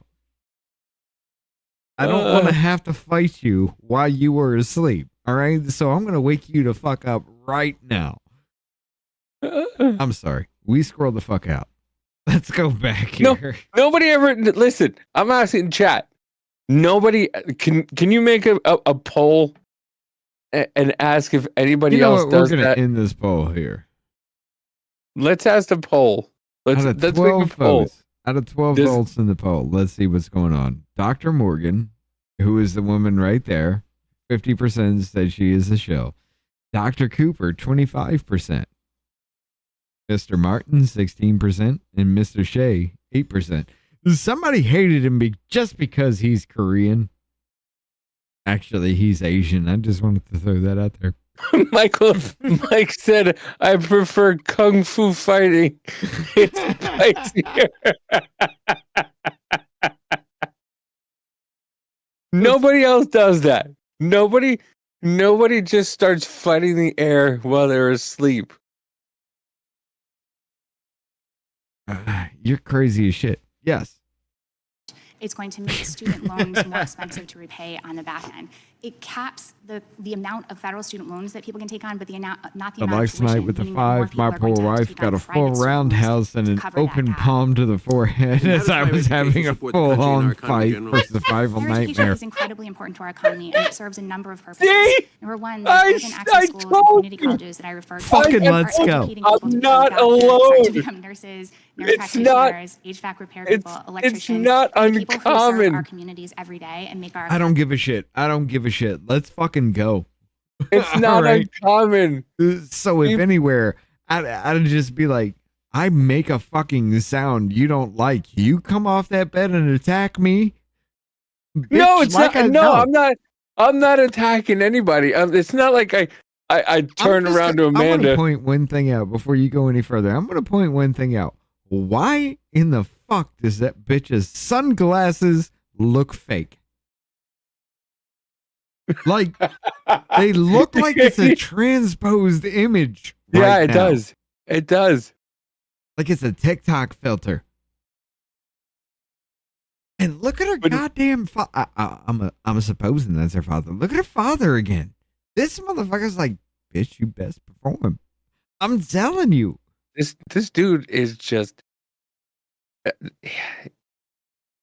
he's so like angry at her for no reason. You understand, he's pumped a lot of money into bringing her to this point to where she could be something later on in society. This is your moment, bitch. This is what I paid those billions or millions of fucking dollars for. You're gonna be something. I paid for it.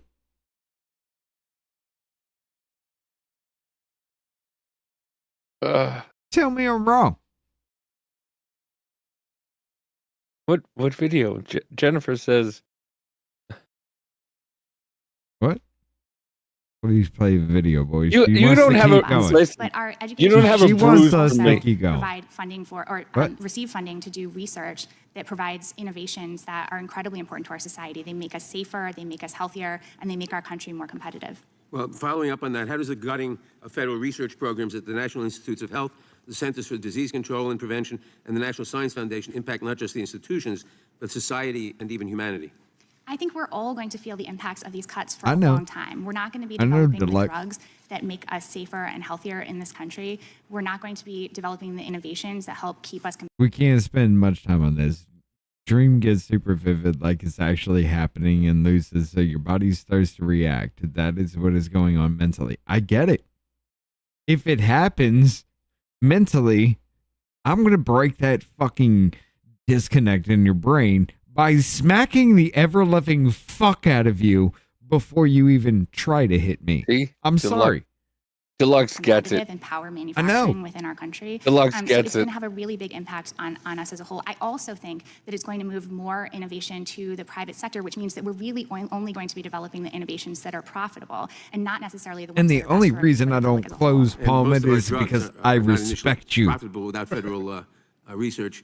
Dr. Morgan, the United States has been the beneficiary of foreign students coming here, being educated here, the best and the brightest, and staying here. It's one of the reasons for our scientific supremacy. What is the effect of the Trump administration's hostility to foreign students and denials of visas and even revocations of visas? What will be the effect on our Why economy this and on calling our, his ass scientific out? supremacy? Yes, I think that, first of all, we have to view this attack on foreign students at American Yes, I do, colleges as bitch. part of a larger punitive effort to bend certain We colleges were to the off last administration's week will. So this is defending really part of yourself an effort and yelling, to kind of "Don't turn the touch me." screws in any place that the administration can Oh. to bring colleges around to a set of... Hold up, my wife does that too, and I get it. I think the result of this change to But it is to that admission for touch that they international need. students is going to have an effect on our country's ability It hurts. to bring in minds Physically, from all across the it world hurts the and benefit skin. from their academic excellence to provide an opportunity for those students to take part in our democracy and our values. In short, it promises to shift scientific primacy from the United States to China. Would you agree with that? I totally agree with that. Thank you. I yield back. Gentleman yields back. We now recognize the gentleman from Washington for 5 minutes. Well, thank you, Mr. Chair, for holding this important hearing. There is zero doubt that the Ivy League institutions behave in a anti-competitive manner. In fact, if you look at their pricing and value and marketing model, Who it the looks very fuck are similar you? To some famous jewel companies and how they control the supply of diamonds and inflate what. Baumgartner?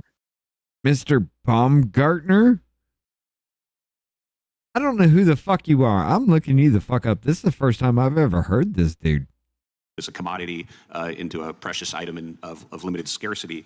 But I do believe that American higher education is a gem of American society. What it does for research, social mobility, and overall aid to our economy is extremely important. Unfortunately, it's a gem that has been thrust into the mud largely by John has a Democratic point. leadership. We don't need and to- Democrats are great if you're a college We don't need to administrator and want to see educate your salary our enemies' increase kids. or your job supply increase. They're terrible if you're a college student and you Man, it don't want to says see glad your he debt levels punches like a increase. girl in his The sleep. right price for college should be the price at which a student can get through with zero debt. College should be priced at the level you can work a part-time job or a summer job. And the problem with an 18-year-old is they don't know the difference between $6,000 in debt or $60,000 in debt. They've never had a job and had to pay. Yo, hold up. This motherfucker was only born in 1975. American politician and former Democrat serving as the U.S. representative for Washington's 5th Congressional District. Opposed these hells since 2025. No, this is why I ain't never heard of this motherfucker. He just came in. Fuck you. Fuck you, Jennifer. She said simple punches.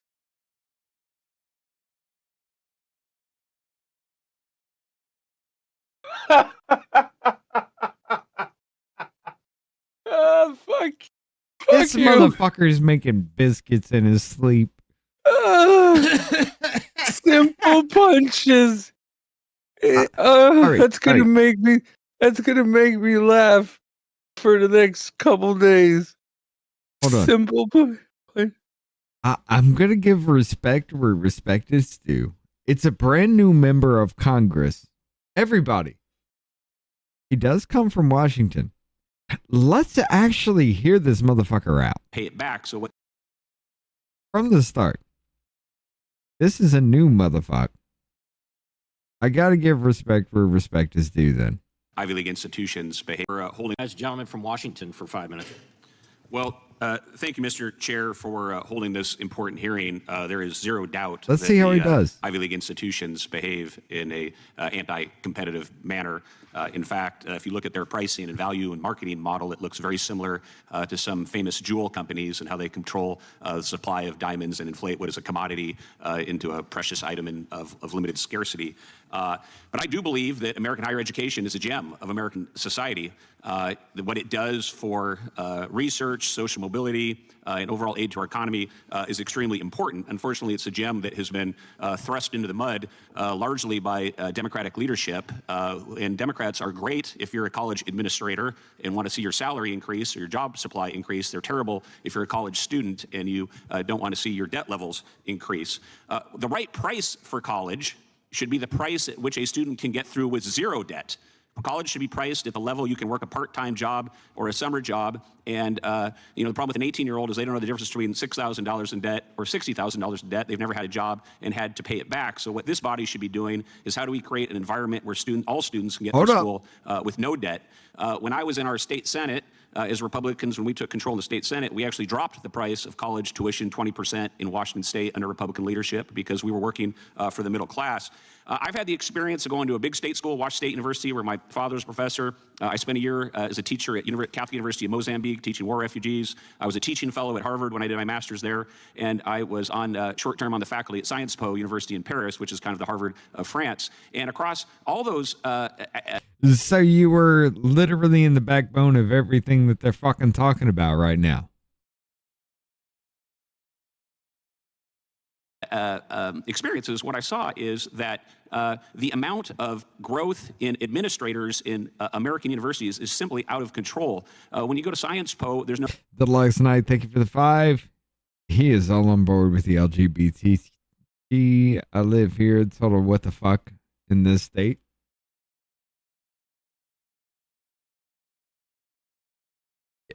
You might have just put this motherfucker in my crosshairs. No diversity deans, student housing deans, student welfare deans. There is simply this reliance on college students to behave as adults and figure stuff out for themselves. In doing that, they're able to provide college at a much, much lower level. So what this body needs to do is to figure out ways to get out all the BS out of higher education, get back to basics, and create mechanisms to bring costs down. Now, I do want to touch on this issue of the Ivy Leagues and Harvard specifically, which does have some real problems. When I went to Harvard, there was a lack of viewpoint diversity. We used to call the Republican Club the phone booth club because there were so few of us we could fit in a phone booth. Now I make that joke, and a lot of students don't even know what a phone booth is. But in any event, the solution to this... No, hold up. There is some neurological shit. I'm going to slow it the fuck down, normal speed. Watch this motherfucker's hand, dude. Touch on this issue of the Ivy Leagues and Harvard specifically, which does have some real problems. When I went to Harvard, there was a lack of viewpoint diversity. We used to call the Republican Club the phone booth club because there were so few of us we could fit in a phone booth. Now I make that joke, and a lot of students don't even know what a phone booth is. But in any event, the solution to this is just to make these universities reflective of American society. It's like Noah's Ark. Just increase access and viewpoint diversity. This shouldn't be hard, except the fact the far left does not want to give up its stranglehold on America's most elite universities. But this is going to happen. Secondly, there is a problem with the Chinese government and foreign institutions. When did he get in? When did he get in? He's new. Yeah, it's not Parkinson's. He's just not used to this. I think he's just nervous about talking about things. I don't think it's Parkinson's. I think he's just nervous because listen, to be honest, like great point. If me or you were new to Congress, no, because I'd be kicked out in 2 weeks. I already fucking called that shit. Because every time somebody said some bullshit, I'd be like, nuh-uh. Yeah, I think he's new. And he's nervous about talking about for the first time. So you're right. I'll give him that. Because, like I said, we're supposed to do this with an open mind. Mm-hmm. This is a new member of Congress. Yeah. He's not used to this. You're right. So he's nervous. So that's why he's shaking. This is federal. It's a bigger fucking audience. Oh, yeah. Anything and everything this motherfucker do is going to be scrutinized because nobody understands that he's new and he might fuck up along the way. By the way, why? I'm not going to lie. What he's saying, I do fucking like. What? Why? Everybody has like people behind them. He's got a computer behind him. He's new. I know. That's what. And it's on a fucking lock screen because they know it's going to be on camera. That's even more fucked up because that was planned. Mm-hmm. Because the one that you can't see, that's unlocked. Is there cigarettes on top of that? That's probably a box of paper clips or maybe staples. Probably staples because there's a stapler right there on the other side. You see it? It looks like That looks like this. a secretary's bullshit. It looks like it looks like Marlboros. It's just somebody just left their Marlboros on top of the computer and he's just talking. I will admit this though. I am liking what this dude is saying. Utilizing America's most elite universities. When I went to Harvard, there was sort of a small-scale scandal that they refused to fly the flag of Taiwan at that time. And in fact, we have some important legislation here in this body. Wait, when you went to Harvard, they refused to fly the flag of Taiwan. Why the fuck would Harvard fly the flag of Taiwan, though?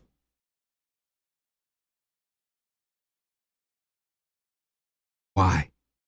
I mean, a United Nations situation, anything like that, I could understand, like, if it's a world stage kind of situation.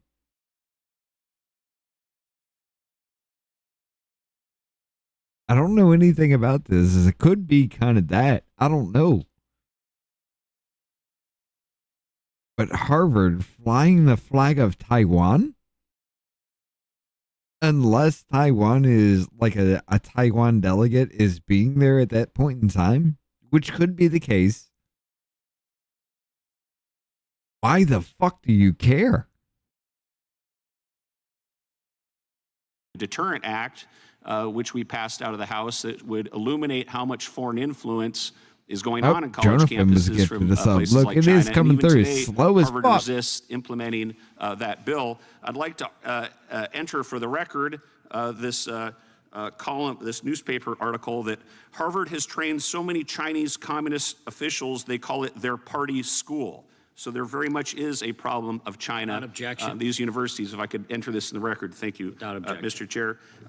And finally, I just want to thank all the panelists for fighting this antitrust issue. But as we think about these issues, we all need to realize that college enrollment is about to go off a cliff due to demographic.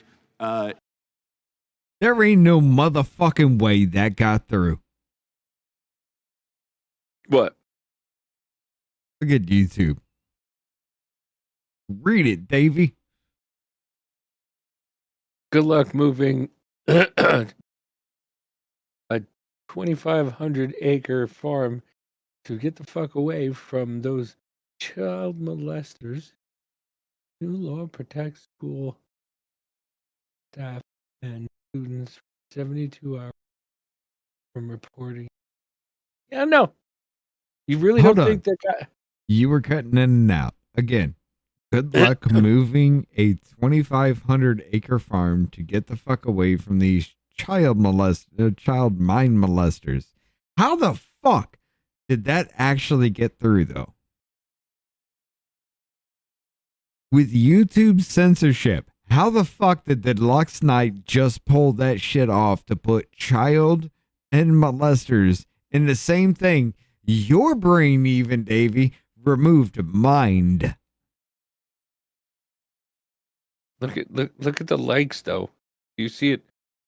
You see it going crazy? The legs are like 157. It'll bounce around. I see that on the back end too, so I can't really fucking tell myself. But I'm saying, how? That's what I'm fucking talking about. I have to pull this the fuck up. I'm sorry. Let me pull it. Y'all see that? How the... Just because this motherfucker put mind between the two words, YouTube allowed it. Listen, you have to be creative. God damn, that's what I'm talking about. That's what I'm talking about with y'all. Be that fucking savage. Find that way out. Fucking offend people. I'm serious. Offend them. Because that's the only thing that's going to get them to start fucking listening. With the I swear to God, there's a playlist, and I'm gonna keep fucking doing it with the shorts that we do, with the shorts that I do because Davey hasn't got Yeah. Yeah. But with the shorts that I do, I'm gonna catch dumbass comments to things that we do, and I'm gonna make a little video about that. And every video is going to link back all the way the fuck back to where it comes from. So when these motherfuckers try to make these little snippy ass comments here and there, and I do call them out, there's the trail all the way the fuck back to find out where it comes from. I'm catching a lot of stupid fucking comments, and it's been fun. Anyway. All right. I gotta go. Okay. Because I got the baby. So. I'm gonna go a little bit longer here. All right. I'm gonna flip shit, ladies and gentlemen. I'll leave the screen. Okay.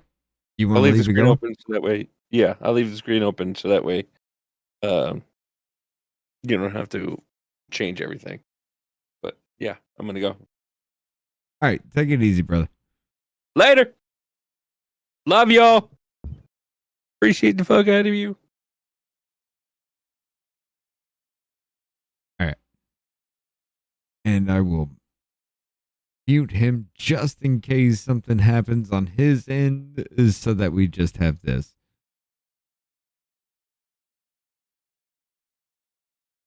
I don't have the controls.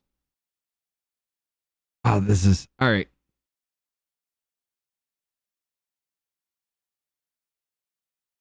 Oh, says love the shorts. I appreciate the fuck out of that. I'm sorry. I'm just done with the society as a whole. I'm done with stupid ass people. I'm just done with it all.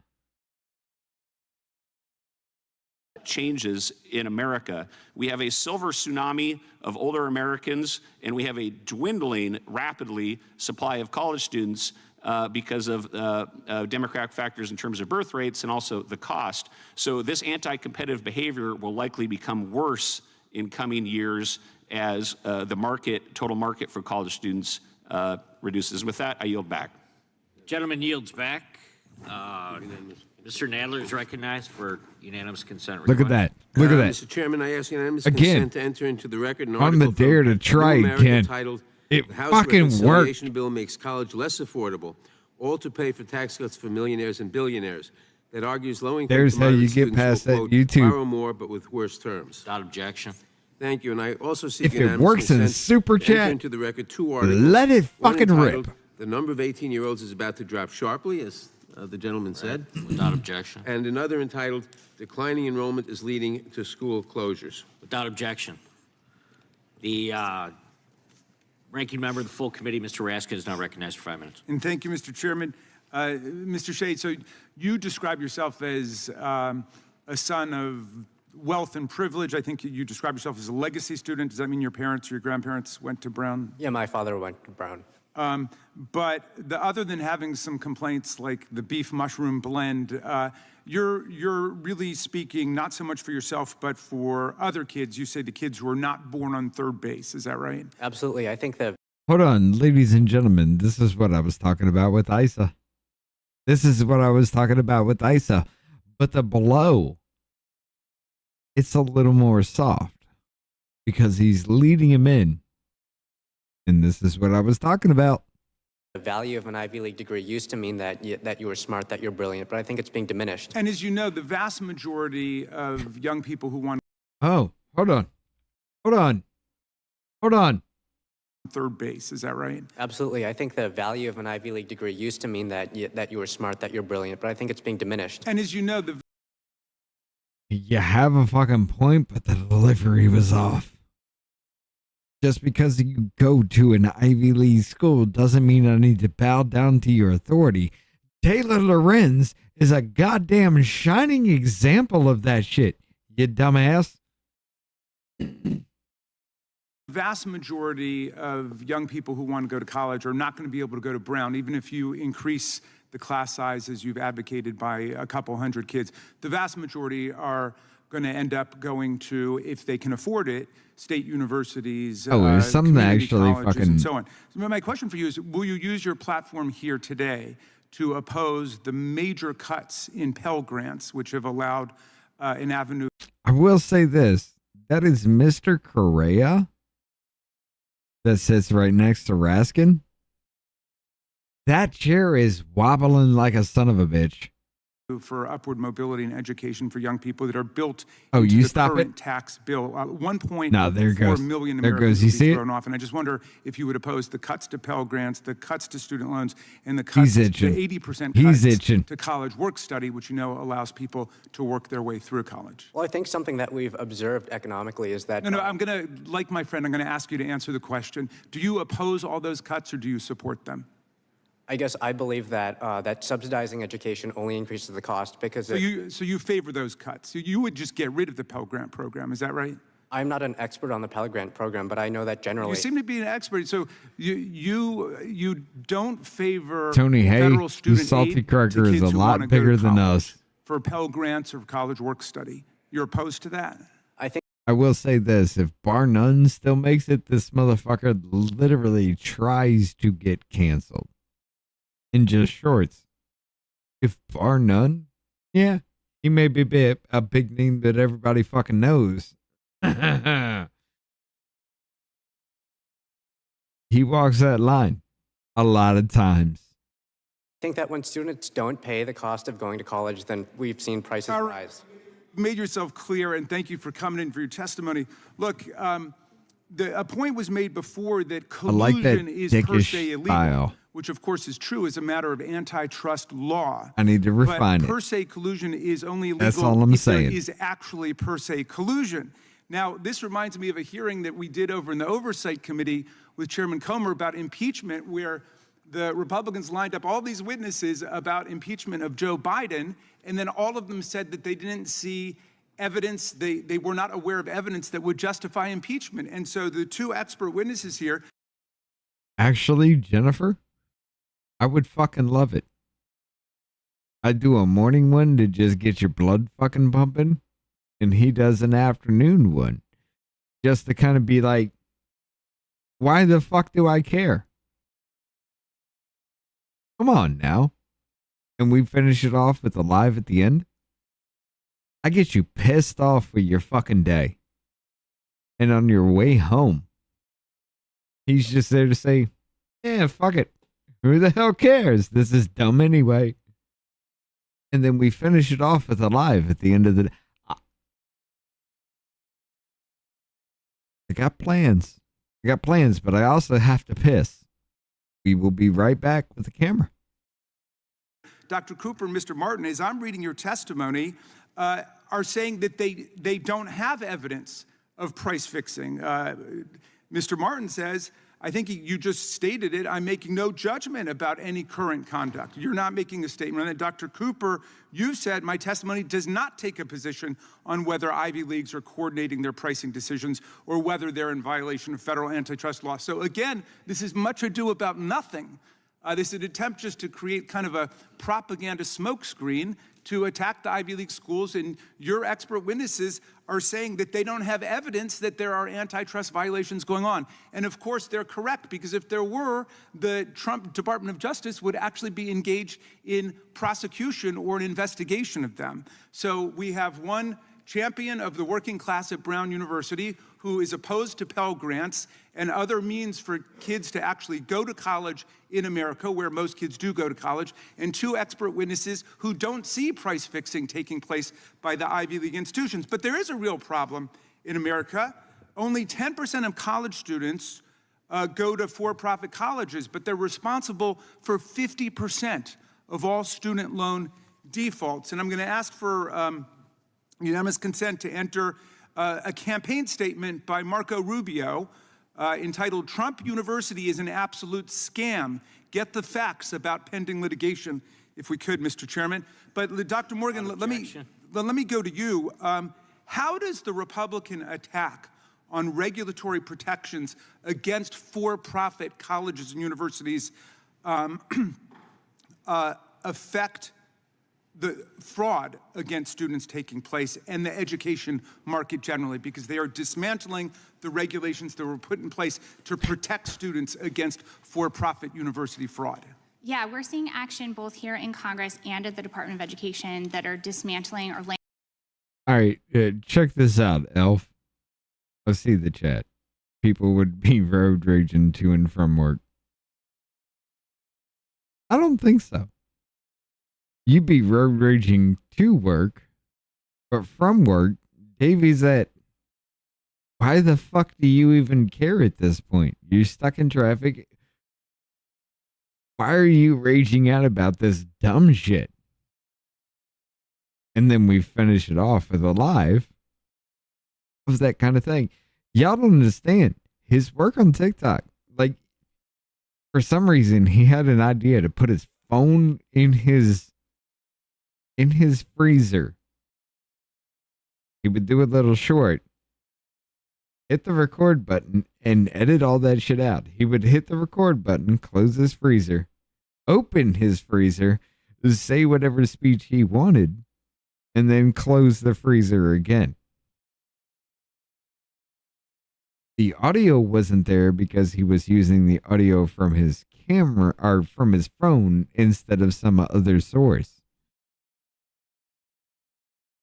Imagine that. You're stuck in traffic, just raging the fuck out, and you see this just this little clip that's just going to hit you again, and all of a sudden, 5 seconds later, it just clips, and he's just like, you ever think about this?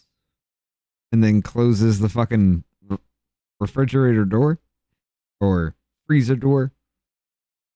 It was a brilliant fucking tactic. The audio needs to be there, but it was a brilliant fucking tactic. Yes. Are you stuck in traffic? Hope you have a Tesla behind you.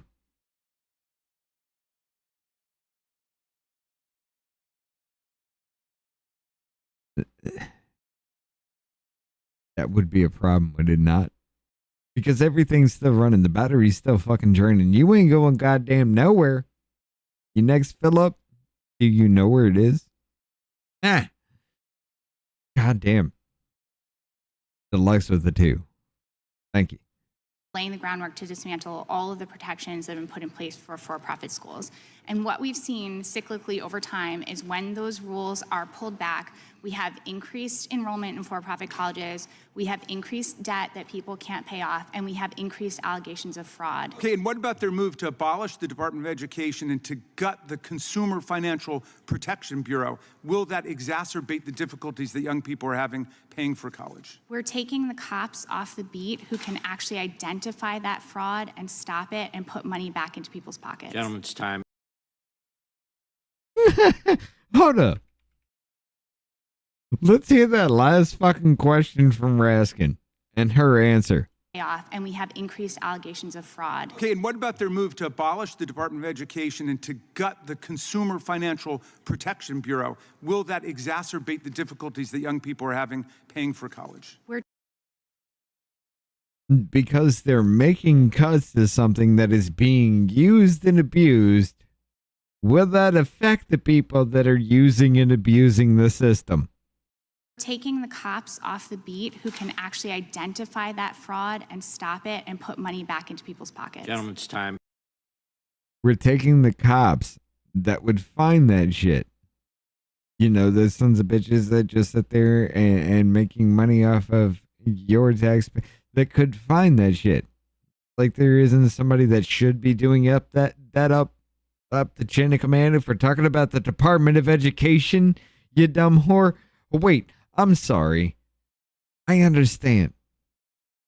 Your father's pushing you. You ain't ready for this grand stage yet. I get you, ma'am.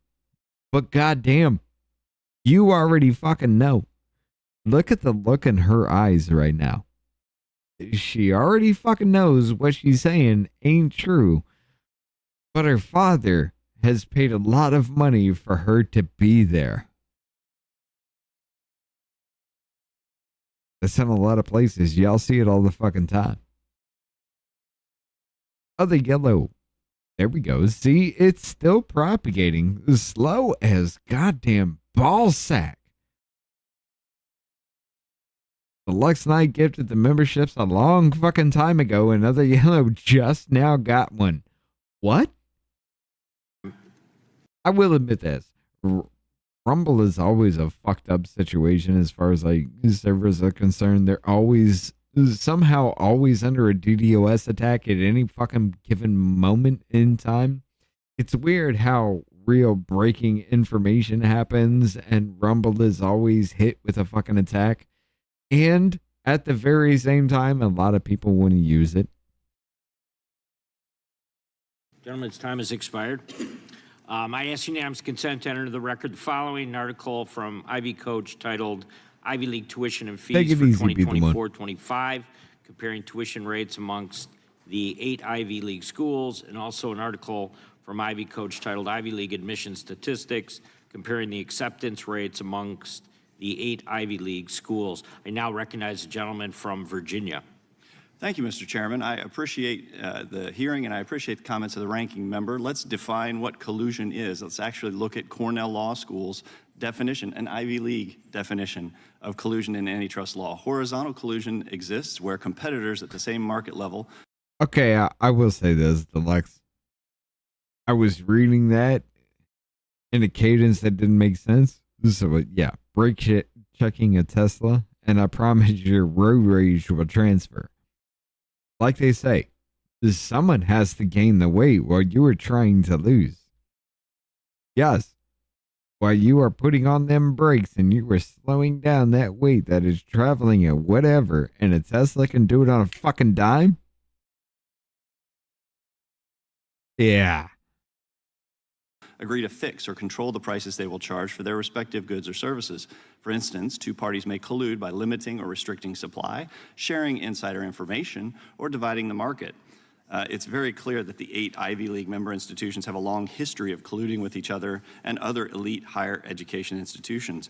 Back in 1958, they formed a cartel called the Ivy Overlap Group that created a common formula for calculating financial aid packages to ensure that a student admitted to one or more of the Overlap Group institutions would pay the same maximum price to attend, regardless of the institution that they chose. The Overlap... Tony, hey. I'm just going to interject right here because I saw this in chat. Tony, hey, the Salty Cracker's been bashing YouTube since the beginning, which is cool by me, but what does he expect? I expect to be able to call out bad behavior in the employer that's paying me. I mean, that's part of free speech, is it not? Just because you employ me, and I do not break any of your terms and conditions, which we do.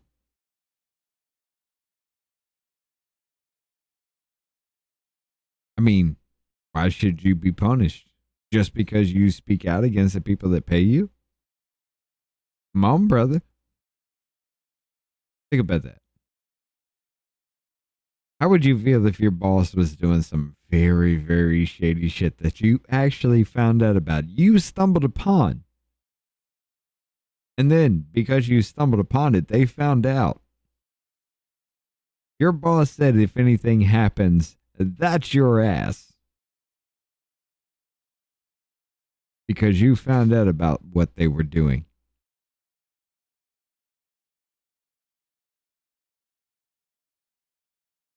So you should be able to be punished for speaking out against what they do because they sign your check.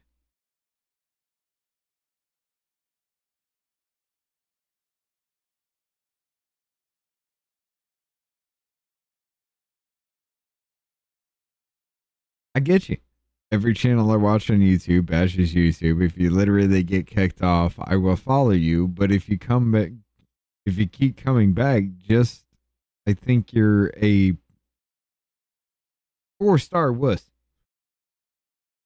Because I get you. However, YouTube is your bread and butter. That's the way that game is played, ladies and gentlemen. Let's keep going. group would accomplish this by sharing information and determining the maximum price that admitted students' families could afford to pay. Later, operating under a now expired antitrust exemption, many of the Ivy League institutions and other elite higher education institutions formed the 568 President's Working Group, which likewise created a common formula to ensure 568 PWG schools would not compete on price. I get you, Jennifer. Hold This up. behavior led to Let's do lawsuits this. and settlements against many of the Ivy League institutions. Rumble crap. I'm sorry. If you want to stay, you want to continue with us, you're welcome to. I'm going to go ahead and hand Rumble off. Confirm the raid. You're joining third rail here in a very few short. Unless you want to stay with us. Let's see what happens. Y'all have fun with Canadian bullshit. I love the way I ended that one with it. Dr. Cooper, does this cartel of elite higher education institutions have the ability to raise the cost for students and their families who are attempting to pay for college? Absolutely, Congressman. I believe the opaque financial aid system enables Ivy League colleges to charge much higher prices than they would be able to in a competitive market. There is a billion-dollar consulting industry that helps Ivy League institutions figure out exactly how much each family is able to pay and then take charge it that easy, amount. Jennifer. We've seen collusion on pricing before enactment of the Section 568 exemption, and while the exemption was in effect, now we are concerned it persists today, even though the exemption has expired. What gaps in enforcement have allowed Ivy League institutions to effectively operate as a pricing cartel? So the prices that colleges charge are very opaque. You never worked for a shady company? Or you didn't know? I didn't know. Right now, you have to apply and be admitted in order to figure out how much you're going to pay. And at that point, the college sort of has you captive, that it's going to be very difficult for you to comparison shop at that point, go to a different school, and you kind of have to accept the price that the school is charging you, or else maybe not go to college. So, similar question to Mr. Martin. These institutions, through the overlap group and the 568 President's Working Group, used this common financial aid formula for decades to make sure they weren't competing on price. Do you think that these institutions could still be using that same revenue maximizing formula to calculate financial aid awards that they used while the exemption was in place? Well, that's the subject of an ongoing litigation in the Northern District of Illinois. And to put a finer point, I make no prejudgment as to what the outcome of that litigation would be.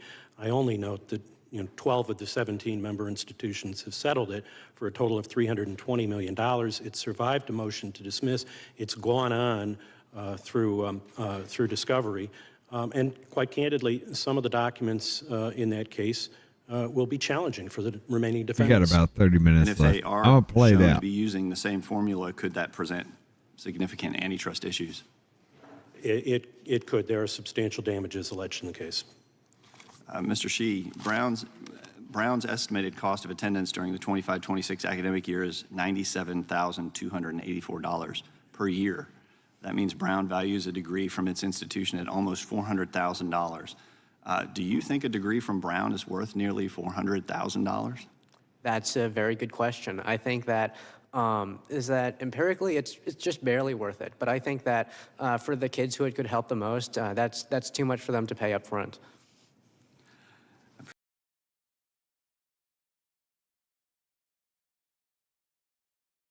Hey, look, Browns earned themselves. They are the lower tier echelon as far as Ivy League is concerned. They offer a good little bit of credible shit. It is within your grasp if you were born with a silver spoon in your mouth. The kid fucking said it. Appreciate that. I would argue that it does not. Is money suck the or worth legal is not, crap? 4 times the worth of an Which one? in-state school, or 6 or 8 times that of a community college education. And with that, I would yield back. Oh, yeah. I know what you're talking about. Both, Jonah. Gentleman yields back. Mr. Gentleman. Chair, I have a UC. Members recognized. I ask unanimous consent to enter into the record ABC News article, Judge finalizes $25 million settlement for I'm gonna get victims myself of in the Donald same Trump's fraudulent situation, though. university. And USA Today, Judge finalizes $25 million settlement for students of sham university. Without objection. Gentleman from California is now recognized for 5 minutes. Thank you, Mr. Chairman. Appreciate you and the ranking member. Thank you for holding this hearing today. I'm sure here in God damn. I'm not actually gonna deny this, Deluxe. Thank you for the 2. That be the one. There is a reason why I own Boss Partner with my brother. I tried working off the farm. Bosses were morons. I knew more than them by the time I was 13. Before I even moved to the South, my ass knew how to raise, care for, and protect fucking ducks. Yes, it was a thing. I was washing dishes. I was washing clothes. I was doing everything. I moved to the South when I was 7 years old. It's a different goddamn world. Now, granted, I was born gifted on an intelligence level. In 7th grade, I was tested. My IQ was tested at 127. Out of a test that was scheduled for 3 fucking hours, I was done in honestly, a little over an hour with all the testing and everything and the arguing that was going on. A little over an hour. I tested at 127 because all I did was read the question and look at the answers. If an answer didn't make sense, I eliminated that answer. 50-50 fucking chance, right? Because you got one that could be close and you got one that's dead on. Every fucking time in multiple choice. And all I did was just look at that and I answered and went on. With anything writing, with anything like that, I excelled at. The only thing that held me back was the multiple choice because I just looked at it and said that could be right and moved on. in Washington, D.C., discussing Brown, discussing Harvard, what up, discussing private elite universities is very important somehow, somewhere, but not to my district. That's also how I scored 86 on Middle ASVAB. class. My dad wasn't a doctor. He was a union worker making In cardboard 42 boxes. minutes. And my mom used to clean hotel rooms at $1.50 an hour. And we managed to survive. My neighbors, myself, we were all in the same boat. Never thought about Harvard because we weren't going to have the grades, we weren't going to have the money, and we had to survive, pay the rent, pay the bills on a day-to-day basis. Appreciate holding this hearing today, talking about these elite institutions, but I can assure you back home, nobody gives a darn about this stuff. What they care about is how to survive on a day-to-day basis. I'm telling you. I'm fucking telling you. The Democrat Party, if they don't push this motherfucker, hold up. He does toe the party fucking line. I swear to fucking God, he toes the party line with vote every fucking time. But this is also the same motherfucker that brought you the whole thing with the Butler, Pennsylvania thing, where he was just like, hey, I was on the ground with these troops, and they're saying there's more than here than what we're saying, and we need to chase this the fuck down. Crickets after that point. The Democrat Party is sleeping on Korea. Let me roll it the fuck back for y'all. This is why he was fidgeting so fucking much. It's not the fact that he was just itching to go. Thank you, Mr. Chairman. Appreciate you and the ranking member. Thank you for holding this hearing today. I gotta pee. I'll be right back. I'm sure here in Washington, Listen to DC, this discussing motherfucker. Brown, discussing Harvard, discussing private elite universities is very important somehow, somewhere, but not to my district. We're blue-collar, middle class. My dad wasn't a doctor. He was a union worker making cardboard boxes. And my mom used to clean hotel rooms at $1.50 an hour. And we managed to survive. My neighbors, myself, we were all in the same boat. Never thought about Harvard because we weren't going to have the grades, we weren't going to have the money, and we had to survive, pay the rent, pay the bills on a day-to-day basis. Appreciate holding this hearing today, talking about these elite institutions, but I can assure you back home, nobody gives a darn about this stuff. What they care about is how to survive on a day-to-day basis. Public policy, government subsidization of public education. What's that old saying? If it ain't broke, don't fix it. The GI Bill, World War II, over. The greatest generation comes back to the U.S. We decide to pay for their college education.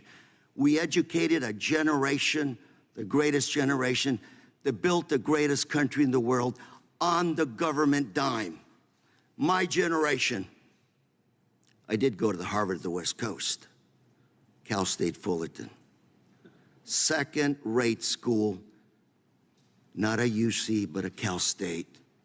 That was right for this kid from the hood. By the way, my tuition then was zero.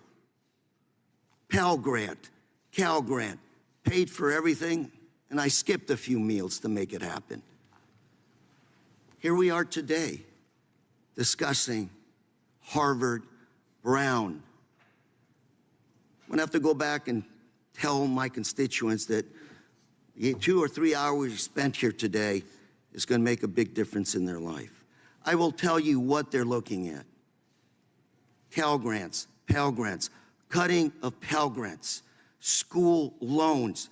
They want to know how they can also get the opportunity to go to college. And by the way, subsidization of education?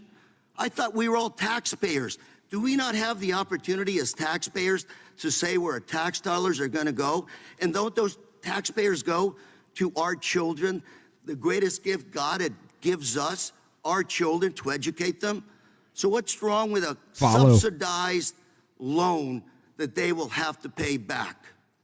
What is against public policy here? Again, if it ain't broke, don't fix it. Let's go a little bit further. Current administration. This is why I say the Democrat Party is sleeping on this motherfucker. Because if you don't have a deeper sense of what's going on, every bit of it makes fucking sense. He's right on fucking point. But what he's saying is the government still needs to fund all the dumb shit we've been doing. Public policy, research grants, California, immigrants. Chart behind me shows all of the AI companies that have been recently started up by immigrants in this There ain't no country. chart behind him. I thought we were supposed to win.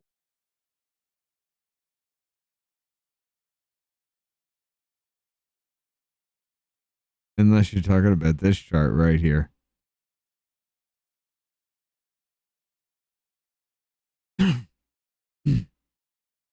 I'm sorry, Korea. You went the wrong direction. I understand. I don't care. You already had that planned out. They fucked it up. Cool. AI companies founded by immigrants. Oh. India. I can't make that one out. India, UK, India, Mexico, Brazil, India, Colombia, Iran. Is that Armenia? Romania?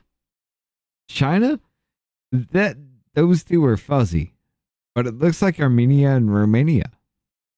China, Iran, India, France, India. Sir, what?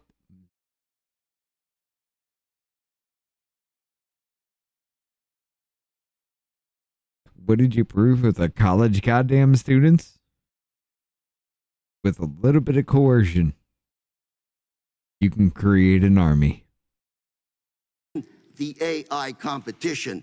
And I bring this up in the context of, if it ain't broke, why are we changing education, public policy, investing in research and development, investing in making sure the best and the brightest from around the world come to help us? Okay, Deluxe. I just saw this now. Bruh, I was 13 years old, loading semis out of potato storage by myself, telling truck drivers how to do load legal and standing up to them, 30 to 50-year-old men. My granddad and dad both had my back. That's what I'm talking about. That's what I'm fucking talking about. I just saw that. I apologize. Come up with new But Lance inventions is in in this this? country. God damn it. Keep us ahead of the rest of the world. So again, what is it that's broke that we are trying to fix? Would the gentleman yield for question? Go ahead. I want you to fucking understand that the ranking goddamn member in his fucking time, would you yield for a question? What is that question, Raskin? Mr. Correa, thank you for your very passionate and eloquent remarks. What would have happened to you if you had... In other words, you just said, you're a stupid bitch for saying everything that you just said. But not had access to Pell Grants and Cal Grants and public money to go to school? What would happen to your working what would happen to you if you didn't have all that shit? class constituents today? Were you asking me to delve into a personal confession? The gift that my father gave me when I graduated from high school was, he said, can't give you a watch. Right. Can't give you something nice. Right. But I can free you. You don't have to help us pay rent or pay the bills. You focus on studying, and that's where that financial aid came in to being. This kid from the hood who wasn't quite ready for college was able to make it with that financial aid. Gentleman's time has expired. Now recognize Mr. Gooden from Texas for 5 minutes. Thank you, Mr. Chairman. I think Y'all. He toes the fucking line, but he steps out of line. Y'all are sleeping on this motherfucker. Because I'm sorry, if you had heard that clip and nothing else, you never would have heard Mr. Correa at any point. Would you or would you not agree with that motherfucker? one of the points Mr. Shea was trying to make was that these universities shouldn't be so expensive in the first place. None of us want to take away Pell Grants and loan support, et cetera, financial aid for anyone that needs it. Our point is it shouldn't cost this much in the first place, to the point that we need $400,000, whether it's subsidized or not, to pay for these degrees. I'm curious, Mr. Shea, when you started asking all these questions and making noise at Brown University, what was their response to you? They were not very happy. The Brown administration told people not to respond to our emails, and then they hit us with a disciplinary investigation, charging me personally for bizarre things such as emotional/psychological harm. Apparently that's a real student code of conduct violation, but I was found not responsible for anything. But they also dragged in the entire board of the Brown Spectator and charged. It's emotional, psychological harm to look into how the school that you are paying money to, a lot of fucking money to, because your parents are goddamn rich. It is emotional and psychological harm to look into how your parents' money is being spent. I want you to understand the fucking stupidity behind that.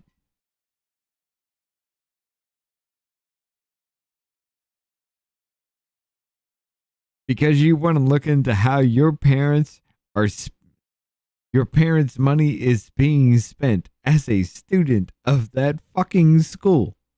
It is emotional and psychological harm. Hey, ladies and gentlemen, do you remember that Loudoun County story that we covered not too long ago? You know, the same county that told that dude whose child got anally raped in the bathroom that he's a domestic terrorist. Yeah, that same fucking county also says that if a girl who identifies as a boy records boys in the locker room and the boys say this is a thing, I don't fucking like it. It is now sexual fucking harassment in Loudoun County, Virginia. Ladies and gentlemen, welcome to the fucking world. Let's roll. Charged all of us. And luckily we were cleared, but I think this shows that there's rot and they're trying to cover it up. Isn't that interesting that they had a problem with your free speech and the work you were doing, but they didn't have a problem with the pro-Palestinian encampments and all the anti-Semitism? Isn't that just wildly ironic that they would go after little old you, just a student that's banging the drum and kicking and screaming about high cost, and that pissed them off so much that they started an investigation and came after you, but they didn't have a problem with the anti-Semitism all over their campus? This is certainly a double standard. All right, Mr. Gooden, the way that's fucking loaded is bigger than shit. I'm not gonna fucking lie. No, I'm not gonna call that out, but goddamn it, you're right. In 2023, we saw that a large group of protesters were actually arrested for trespassing. They invaded one of the buildings and they were asked to leave. They didn't leave. They were arrested, and Brown told the prosecutor to drop the charges. They weren't disciplined at all. I think there's a clear double standard here. Well, I hope you'll keep after it. The fact that the Democrats on this committee are going after you. Not hard, I'll give them credit, but trying to nail you down on a Pell Grant question that really doesn't have anything to do with the point we're trying to make here. The point is, if college wasn't so expensive, we wouldn't even need all this financial aid because it wouldn't cost a fortune to go to college. It shouldn't cost $400,000, and kids that can't afford it wouldn't need the aid that they get because they would have aid, but I'm just gonna make this. I'm gonna make this argument. Had I been in Ivy League school, yeah, maybe I might be on their side. But their side is literally the same motherfuckers that say if you don't come from an Ivy League school, you ain't shit.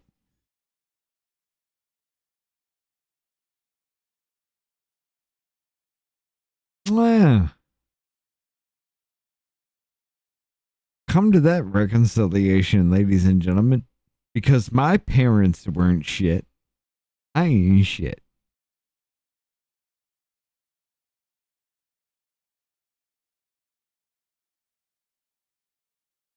Yeah, we got some food over there.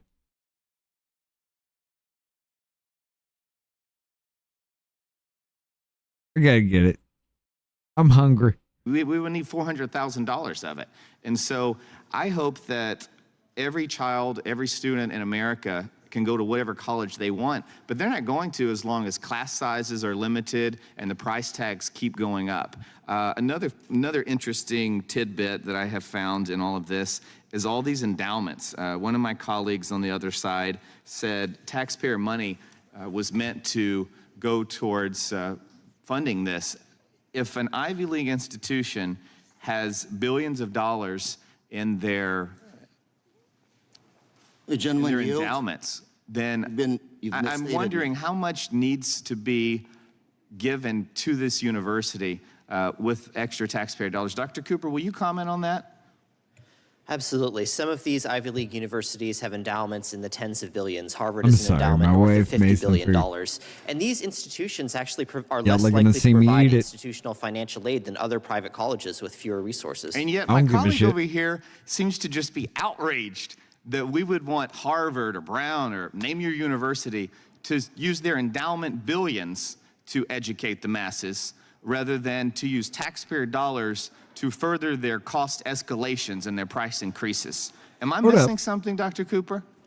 I think you're right. Harvard and other Ivy League institutions could certainly be doing a lot more with the tremendous resources they have available to make college more affordable for their students and to expand to more talented students. Well, I praise your work. I'm sorry on behalf of my colleagues on the left that seem to be so angry my wife, mate. with your exposing of the corruption and the collusion and the exorbitant cost increases of Ivy League educations. I can't hear one peep out of them with respect to the anti-Semitism in these same Ivy League institutions. They're all mad at President Trump for actually standing up against this anti-Semitism that we're seeing. They're mad at President Trump for trying to bring down the cost and saying to these Ivy League institutions, we're not going to keep sending you money of U.S. taxpayer dollars as long as you're helping to propagate this anti-Semitism. They're doing nothing about this. And Democrats are so mad at the president for standing up for the students and for standing up for the taxpayers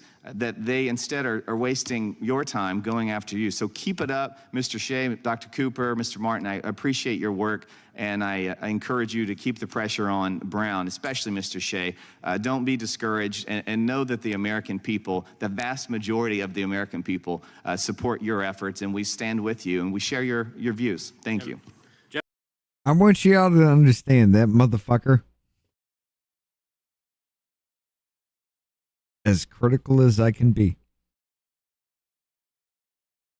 in the grand scheme of things, without breaking this down and breaking this into another point, I'm just going to say well done.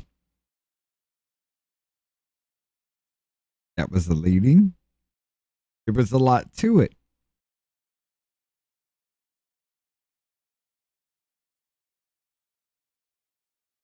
There was nothing that could be taken out of the extreme for any retard unless we want to go that fucking route and target you. Mr. Gooden? Well fucking done. Gentleman yields back. We have a couple of unanimous consent requests. Mr. Correa first. Thank you, Mr. Chairman. Unanimous consent for the including the following items in our record. First one, Trump is crushing America's AI leadership. We still have time to fix it. April 23rd, 2025. Without objection. J.D. Vance wanted to aggressively attack American universities. June 3rd, 2025. Cost of federally sponsored research infographic on the Association of American Universities website. Without objection. 2022. Benefiting society and the economy, American technology transfer for 2023. Federal R&D cuts would be another unforced policy error. Number 7, America's R&D rethink threatens its innovation supremacy. Number 8, New American Fortune 500 in 2024, American Immigration Council. Number 9, U.S. scientists warn that Trump's cuts will set off brain drain. Number 10, these are the U.S. universities more dependent on international students. And number 11, losing international students could devastate many colleges. Thank you, Mr. Chair. Without objection. Everything that he's just said, everything that you could rationally, actually, as a human being, think of.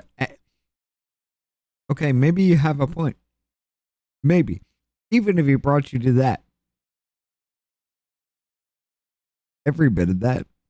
Every bit of what he was referencing is not in the mainstream media fucking news.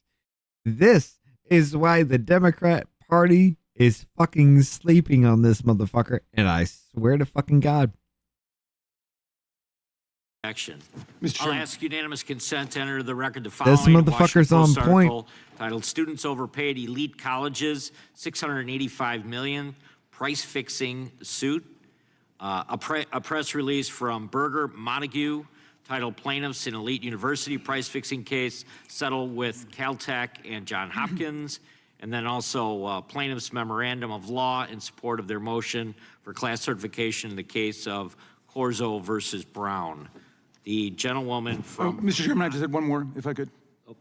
Go ahead. This is for one article entitled, Congressional Republicans' Budget Reconciliation Bill Imperils 4.4 million Pell Grant Recipients. Without objection. The gentlewoman from Vermont is now recognized. Thank you, Mr. Chair. We should be able God damn to it. work together and find bipartisan solutions to this problem. I have 2 teenagers myself. They're starting to look at colleges. I've got sticker shock, as do most parents who go through this process. Why And I this am really bitch worried now? about all of the talented students who don't even apply, not just because of the tuition or the room and board, but simply the fees in order to apply. It's out of reach for so many families, and the astronomical costs mean working people do not have a fair shot at higher education. I think that that is why we have been so vocal today about the cuts to the Pell Grant program. Everyone seems to agree that the high cost of college is a real problem in this country. But The reason why we're arguing about the Pell Grant, you dumb bitch,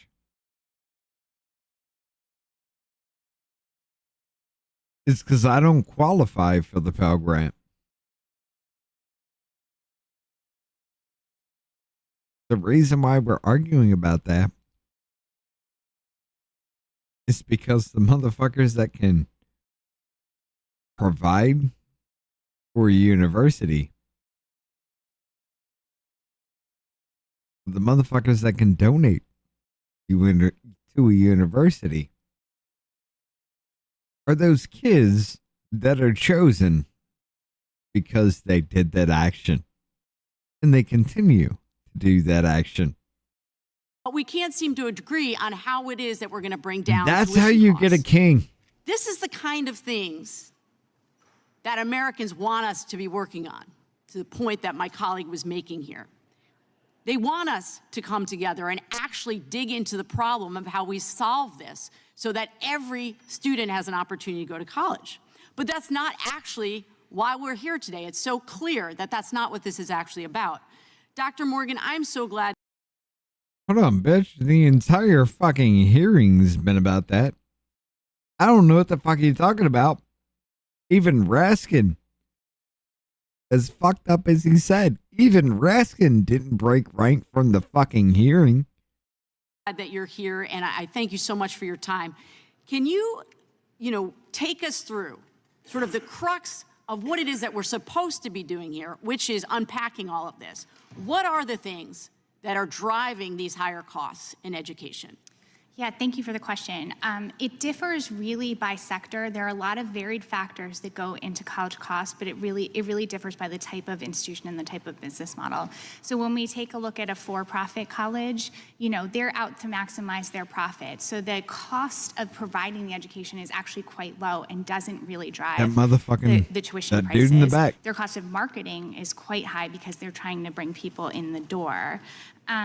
When we think about state institutions and community colleges that are educating the majority of students who go to college in this country, studies have shown that the thing that is really driving their costs, or the cost of tuition, is state appropriations. And so that's why I've been quite focused on what federal Study has shown. I'm sorry, bitch. Doesn't your life experience have something to play with this? The studies have shown just because you're a talking point, just because you're a shill, doesn't mean that your life experience cannot come into play in this kind of factor, especially at this level, especially when human goddamn kind is literally reaching out for anybody and everybody that could be or would be on their level for them to understand. Just swing and a miss, bitch. Deluxe, thank you for the 5. Sticker shot, dumb bitch. Last I heard, the taxpayers cover the cost of your children's high education. You all made it law like your top-notch healthcare. You know what? That's a fair fucking point. federal and state aid I gotta and hit the local aid as bathroom. well is going to these colleges, and how what we do at the federal level impacts those state budgets, because I think we are going to see a squeeze on state budgets that increases the price of tuition. And what we've seen in the past is that it takes a really long time to unwind that, even if we're looking at something that, that only affects a given year. So what you're saying is true, that if we are not investing in the institutions that most of our students go to, we are compounding the problem. So I really appreciate that. When we're talking about the affordability problem, are we talking about all institutions of higher education in the United States, or is it just the Ivies? You know, I think there's a broad swath of colleges where the tuition is quite high and where they're using these opaque discounting models to get to a net price. But there are a lot of colleges in this country that have held their costs quite low despite, you know, weathering the storms of state budgets and cuts to federal aid. And are really doing their best to provide an education at a transparent price to people where they can come out with as little debt as possible. I do think one thing to think about with that group of institutions and that group of students is how the costs in the rest of those students' lives have gone up. That's right. For community college students in particular, they're going to be affected by cuts to things like SNAP. They're also affected by the impact. You know what? Hold up. I want to read that back because I was thinking about that was I was taking a piss. That last night with the 5. The sticker shock. Dumb bitch. Last I heard, the taxpayers cover the cost of your child's high education or your children's high education. You all made it law, like your top-notch healthcare. Because the government got involved. It was all about maximizing revenue. To the whole point to where you added one administrator per two college students nationwide.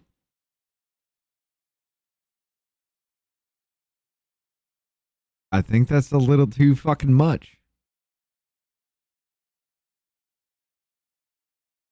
I'm not gonna lie. 100, that's way more than too fucking much. But it's happening across education on a massive fucking scale. Why? But the government got involved. It must turn a profit. Because I don't make any money. Because I make a lot more money on this end. I can't cover the deficit in that end without passing a bill through the House that says, hey, we can do this.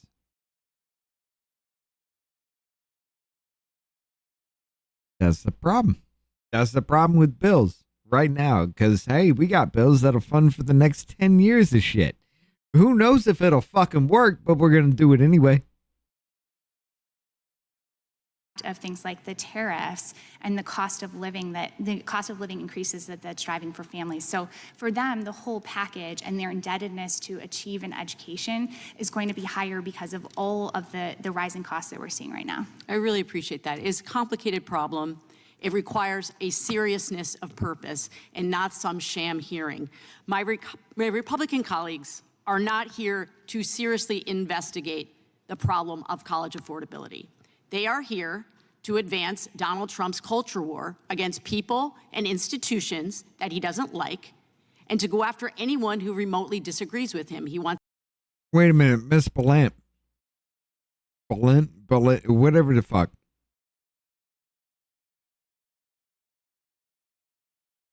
Read the room, bitch. Read the fucking room. Unless it's just it's a sound clip for social media. Because there ain't nobody bringing this fucking energy. Ain't nobody saying anything of this. And damn sure anybody didn't say any of your fucking points that you have ever brought up. Wants to continue to silence the opposition. The reason I know this is because my Republican colleagues, every single one of them across the aisle here, voted to eliminate or reduce student aid, increase monthly student loan payments, and drive students to take out predatory private loans.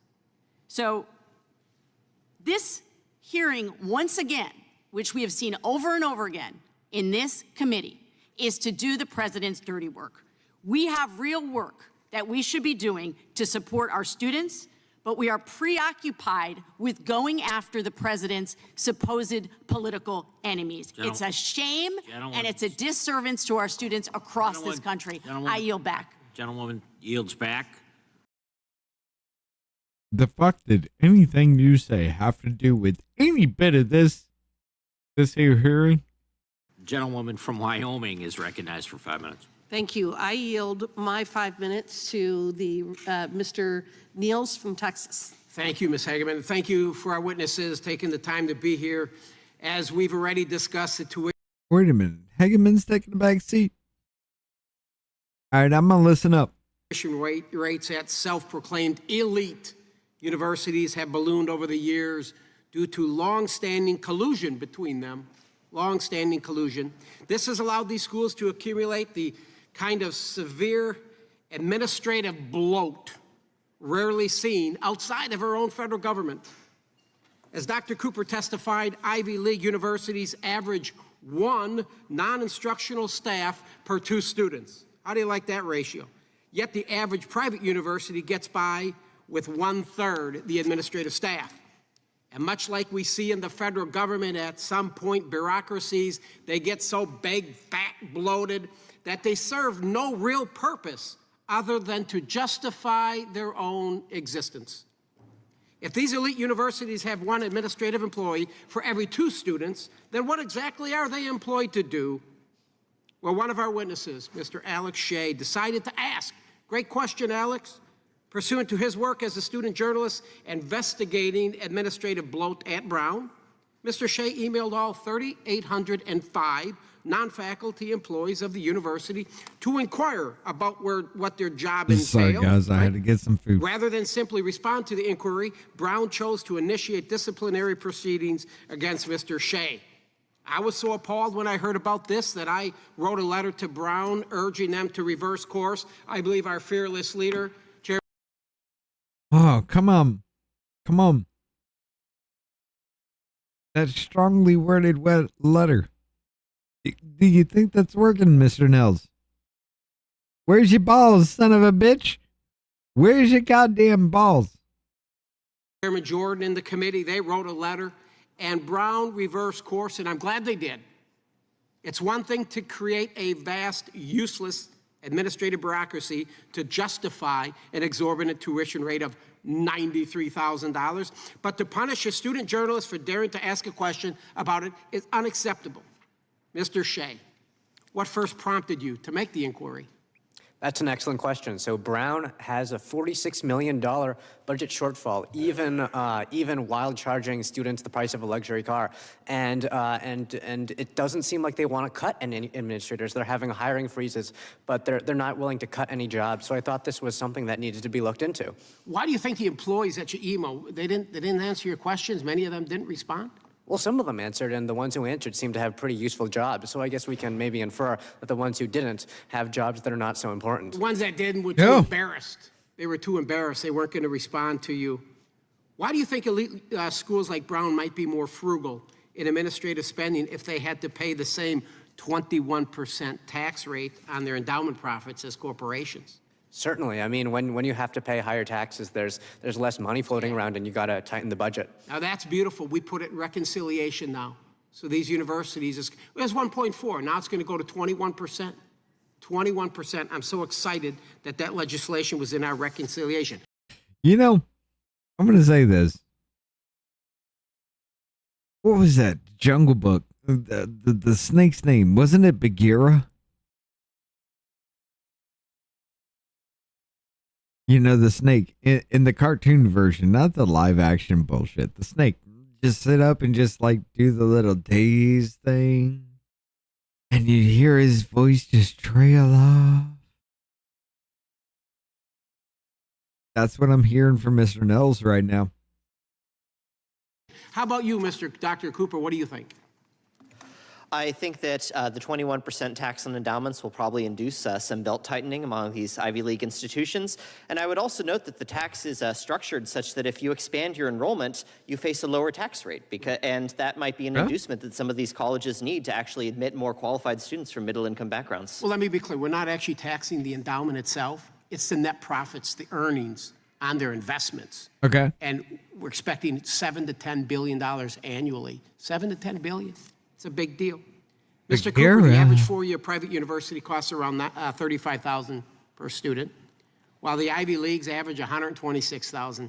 To what degree is administrative bloat attributed to this? I can't imagine that most of that extra $126,000 in spending per student is really going to benefit students. What we see is much higher administrator to student ratios at Ivy League institutions than other private colleges. Thank you. Thank you, Ms. Hageman. Mr. Chair, I yield back. The gentleman yields back, and the gentlewoman from Wyoming's time is yielded back. I now recognize the gentleman from Illinois for 5 minutes. Thank you, Mr. Chairman.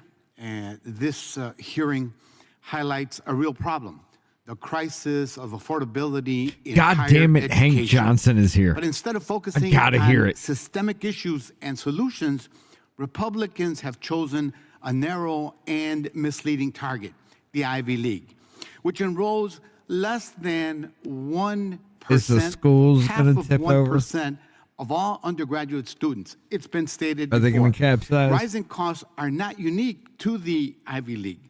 Over the last 2 decades, tuition and fees at private and public universities have increased by over 100%.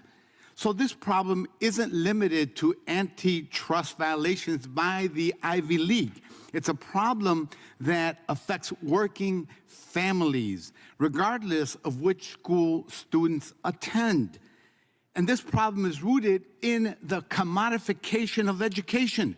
Many schools have become real estate trusts and hedge funds that treat education as an afterthought. They game the ranking system by jacking up tuition, offering discounts in the form of financial aid, knowing that they can exploit the student loan program and load their students with debt. This model has been a disaster for students and for our economy. Higher education is becoming more essential and more unaffordable. Over 40 million people hold nearly $2 trillion in debt. And Black and Latino students, immigrant students, and first-generation students in particular are being priced RP called out it. of opportunity. RP called it. So in addition to antitrust enforcement, Congress must act. And we should consider policy options like tuition-free public college, caps on tuition increases, increased need-based aid, reforms to the student loan system, and support for... I'm sorry, with this Mr. Garcia right here, you know what I see? Y'all remember the movie Scarface? Y'all remember Liberty City? Revenga. I feel like this motherfucker kind of would have been on the other end of that. You know what I'm saying? For trade and vocational schools. Not everyone needs to go to college. But if Republicans were serious about affordability, we'd see policy solutions. We don't see that. Instead, we see culture wars. Let's talk about what they actually do. Ms. Morgan, thank you for being here. Let me ask you a simple yes or no question. Does gutting the Department of Education lower tuition costs? It does not. Thank you. Does cutting research funding for universities lower tuition costs? It does not. Does cutting financial aid programs and student debt relief lower tuition costs? Definitely does not. Does suppressing free speech and enforcing a Trump-approved ideology lower? No. Pressing free speech? Motherfucker, anything Republican in any form on any goddamn college campus. No. No. Because they know. Come on. All you have to do is look at TPUSA. Walk away. Any right-leaning shit in any college campus, It doesn't matter if they're Ivy League or not. Ain't no fucking way. Tuition costs. It does not. Thank you. And as usual, Republicans are pretending to be firefighters when they're actually arsonists. We need to address the cost of higher education, but nothing in their cruel reconciliation bill does that. So this hearing is just... You want to address the cost of higher education? How about this? Take the government's goddamn hand out of it. Because the government with Sally Mae and all that other bullshit, it's government funding behind all of that. It's going to be paid for no matter fucking what. No matter how you do, no matter how it turns the fuck out, it's all paid for, and you must pay it back with daily goddamn interest.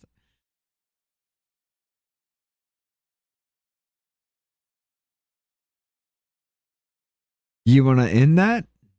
In the federal government being involved. Just a Just like our healthcare. hypocritical distraction. Republicans fight culture wars.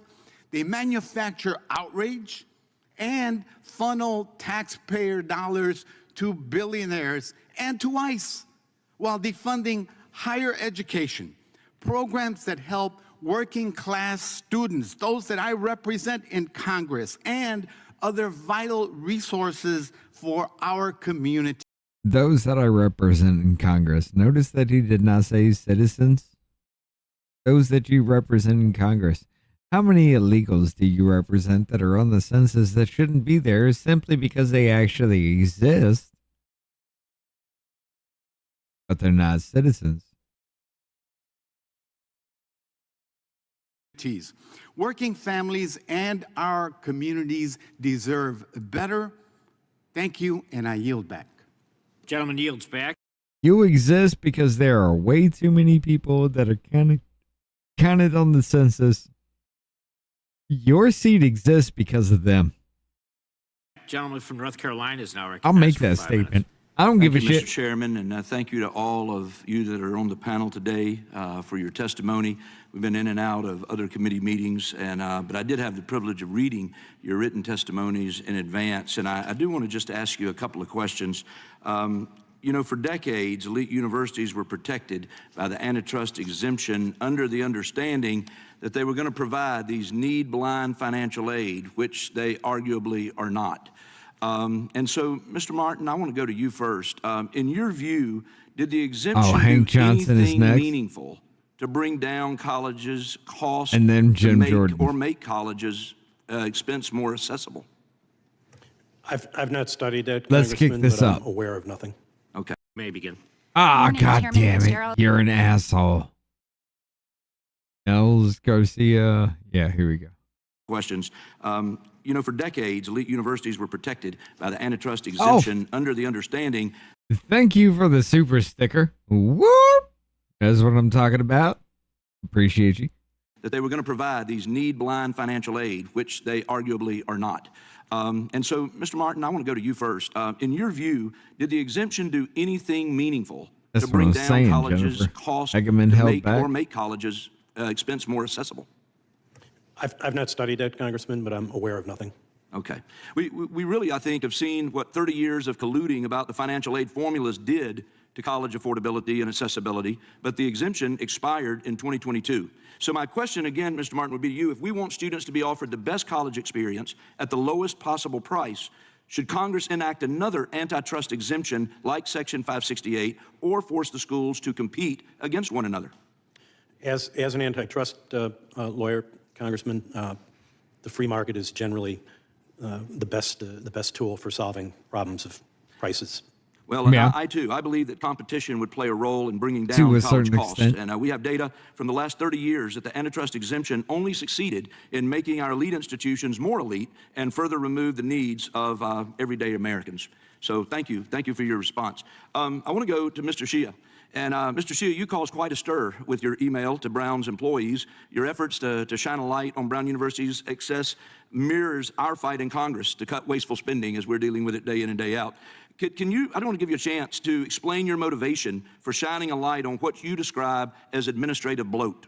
Exactly. Well, I think the root of the problem is that Brown is just so darn unaffordable for students all across the country, and that's why Brown has the richest median income of all the Ivy League schools. Like I said, half of the Brown student body is from the top 5% of Americans, and I just think that's wrong. I think that's morally wrong because the Ivy League is supposed to be a ladder to the American dream, but we're pulling up the ladder so that only rich kids can access it, and I think that's wrong. Right.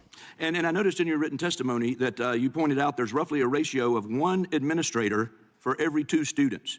And I got to ask you, is this necessary for Brown students to obtain a degree? Certainly not. We've seen that in the past. Brown didn't have this ratio, and it has functioned fine for hundreds of years. Across the pond, Oxford and Cambridge don't have that many administrators, and they function fine. Certainly, all these administrators are not necessary. And I would say, does this number of administrators meaningfully impact the overall experience of Brown students? Certainly not, and they might even detract from it, because when budget cuts need to be made, the enormous administrative load means that, and their unwillingness to reduce it means that the costs have to be cut somewhere else. Right. So, and which leads you almost answer my other question, is how could cutting some of the bloat benefit the consumer that's looking to come to Brown? Well, absolutely. Like dorms flood, the food is unappetizingly bad, and the quality just keeps getting worse. Like they're reducing red meat from all the dining halls. They say it's about the environment, but it's really about the cost. And by reducing administrative bloat, we definitely could see some improvements in the student experience. Thank you. Dr. Cooper, let me ask you, you said in your written testimony that, quote, the surplus revenues that Ivy League institutions enjoy currently fuel administrative bloat, but they could be used to create more seats for qualified applicants. Can you explain the benefits for our entire nation that could come from increased enrollment at these elite institutions?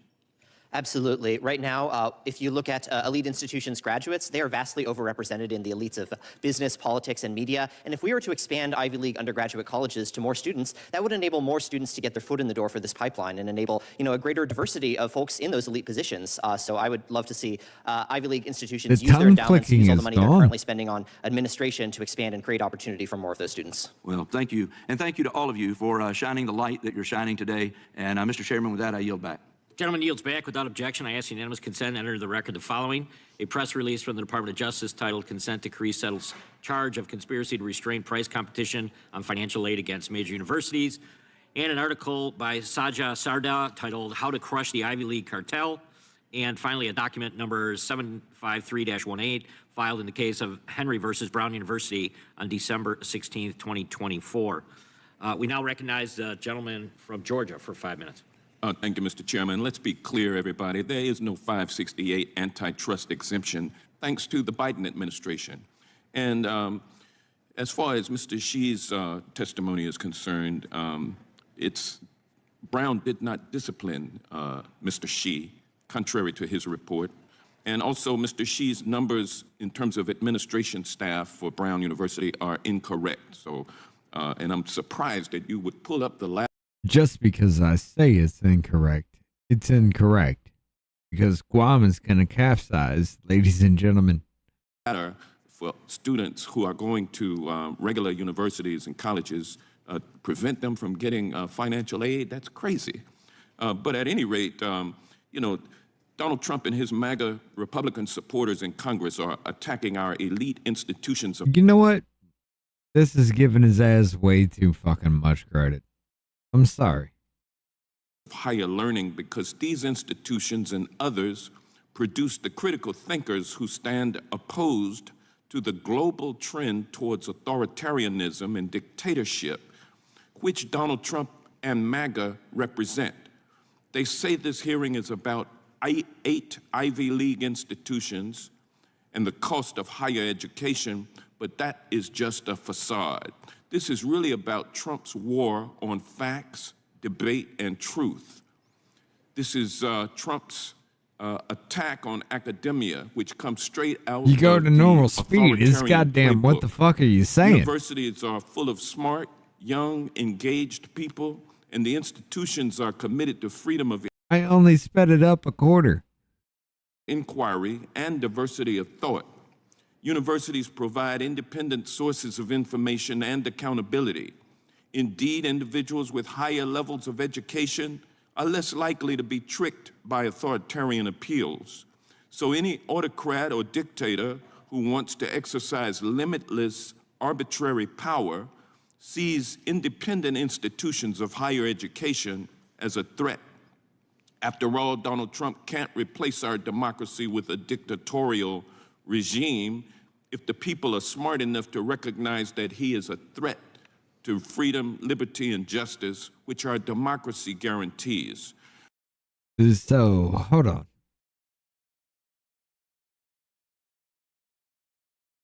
You're going to sit there and tell me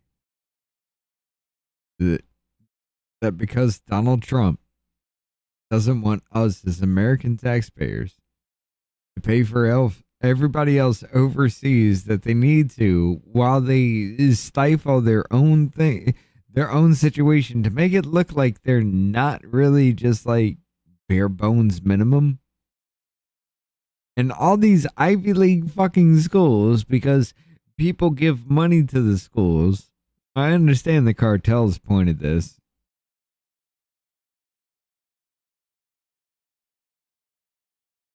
You're going to sit there and fucking tell me that Donald Trump is sitting here bringing up something, which it wasn't Donald Trump in the first place, asshole. Never fucking was. But Donald Trump brings up that your taxpayer dollars should not be funding this shit.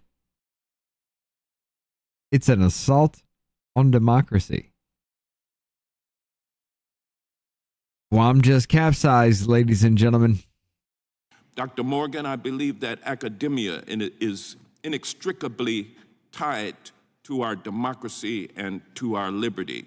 Can you talk about why higher education is important for the protection of freedom and democracy? Absolutely. God damn it. You know, first of all, our institutions of higher learning are places where It's going people to take a come lot to together break that and learn Guam comment. and have But to, you know, kind of be in the same place as people with different opinions. So it really promotes democratic values from the start.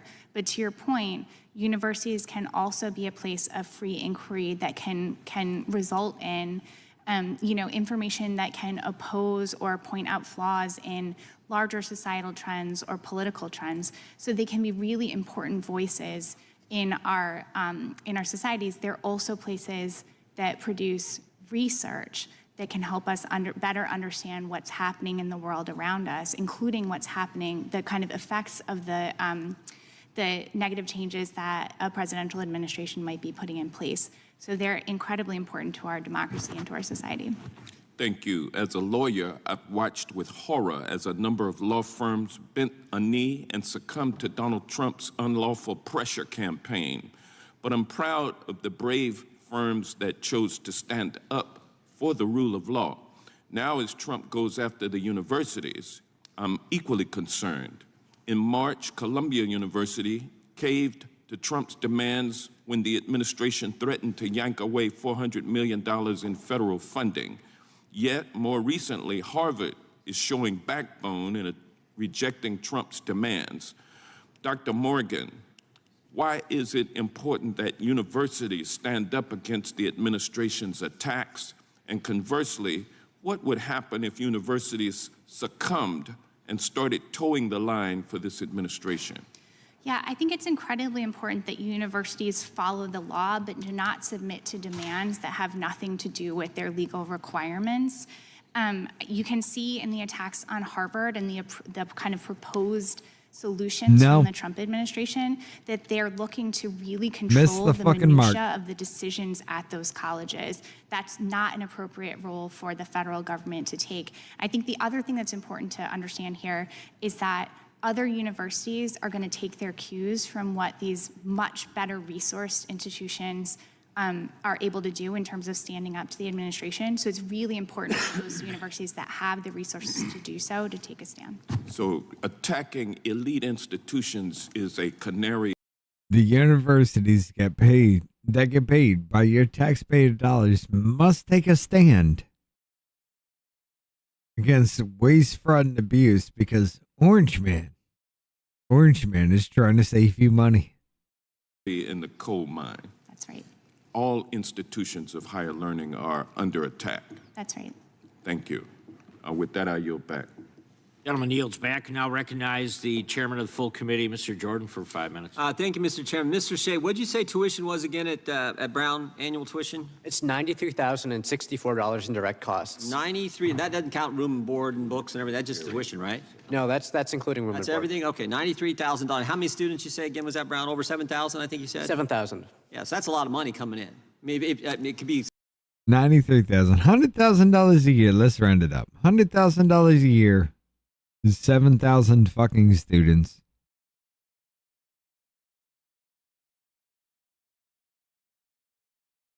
$100,000 a year is 7,000 fucking students.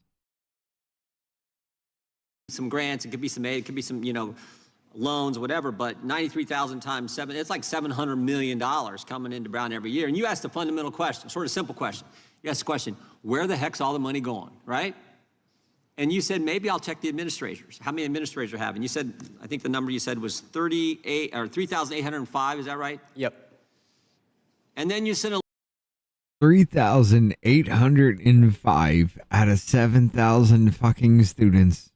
letter to these guys asking another fundamental question. What do you do all day? And what was the response you said? Most of them did get back with you? Most of them didn't respond, and we were hit with disciplinary charges. So the administrators. So because you ask, what is your job? This motherfucker was hit with disciplinary charges. God damn. Couldn't respond to a simple question. You're taking in $700 million a year. What the heck are you 3,800 administrators doing The administrators didn't respond, but the administration came after you. Is that right?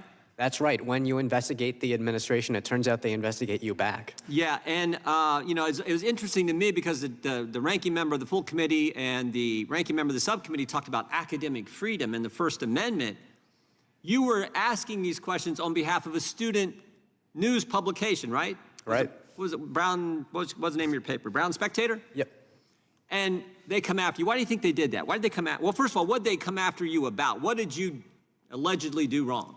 Well, first it was emotional and psychological harm, invasion of privacy, and misrepresentation. And then they decided to charge me with violating the technology policy. Asking someone how they spend your money is emotional harm? That's what they allege? God damn. Apparently.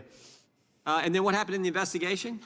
Well, then they escalated and they charged the entire board of directors of the Brown Spectator for violating Brown's trademark because our publication is named the Brown Spectator, which is just a completely bogus claim. And Are there other newspapers that Brown would use Brown in the name of the paper? Yes. Our other newspapers, the Brown Daily Herald. Probably in the entire history of the university, there's been some kind of Brown publication, right? Certainly. Yeah, I mean, that's just ridiculous. Why do you really think they did it?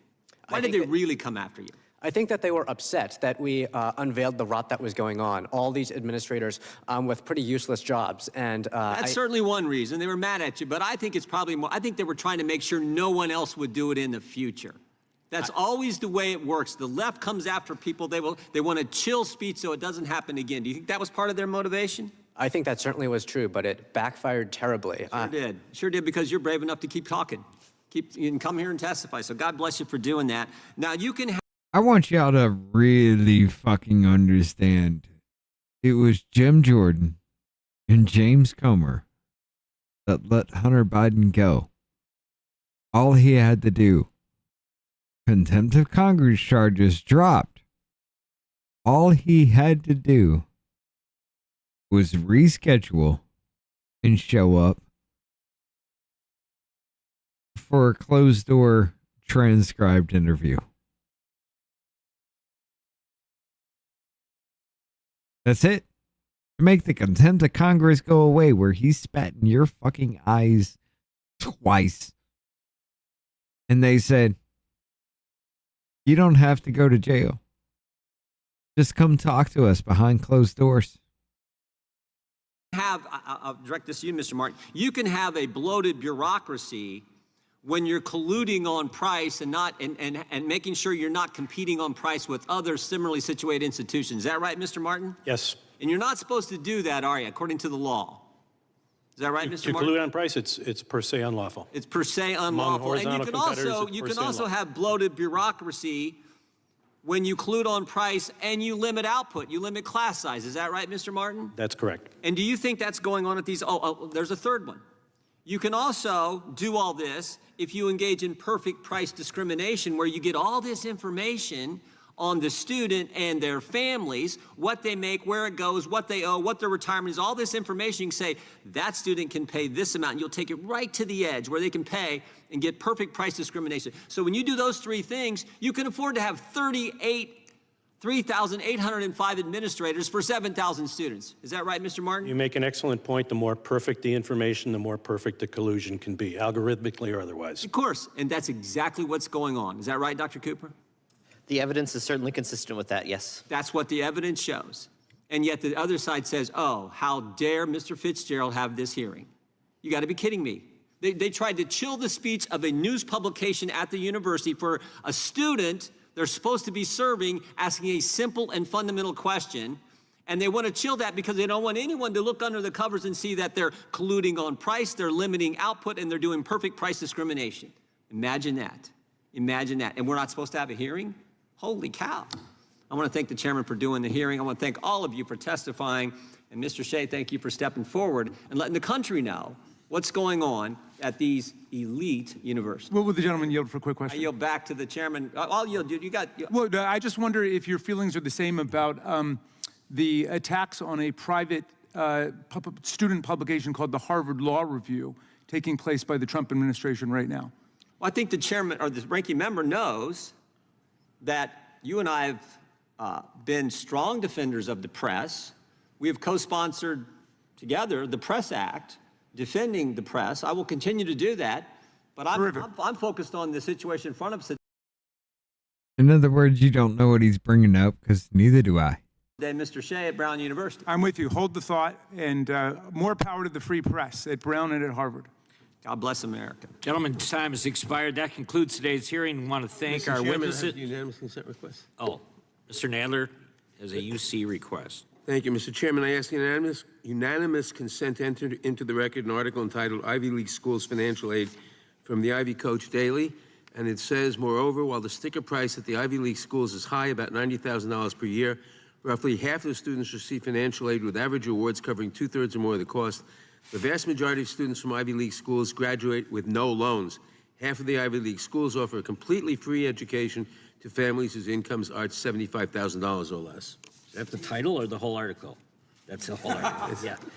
And I have Without objection. a second unanimous consent request, shorter. I ask unanimous consent to enter into the record an article from Chicago Booth Review titled "Who's at Fault for Student Loan Defaults?" that argues that this article reviews research that analyzes student loan defaults and finds that for-profit colleges, half of the student loan defaults are from programs that only enroll 10% of U.S. students. Furthermore, the review argues that default rates are not being driven by tuition costs. Without objection. That concludes today's hearing. I want to thank the witnesses for appearing before the committee today. Without objection, all members will have 5 legislative days to submit additional written questions for the witnesses. Yeah, fuck all that. You know what? Ladies and gentlemen, there is another one with this one.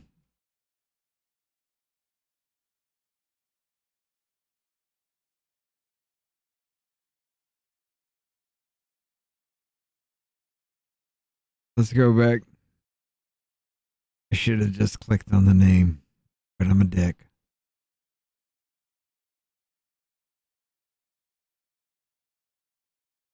Let's see. No, was that the oversight?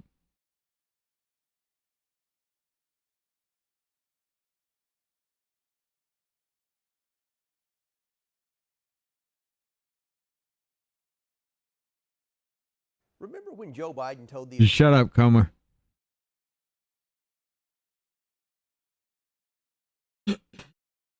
Yeah. Public funds, private agendas, NGOs gone wild. Look, I haven't been keeping up with this shit. Safeguarding procurement, examining risk fraud management in the DoD. NGOs gone wild? Or the federal government in the age of artificial intelligence, that's tomorrow.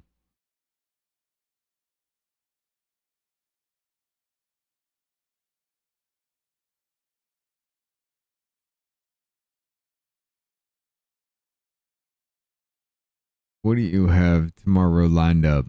We may go GOP. Foreign influence on Americans' data through the Cloud Act.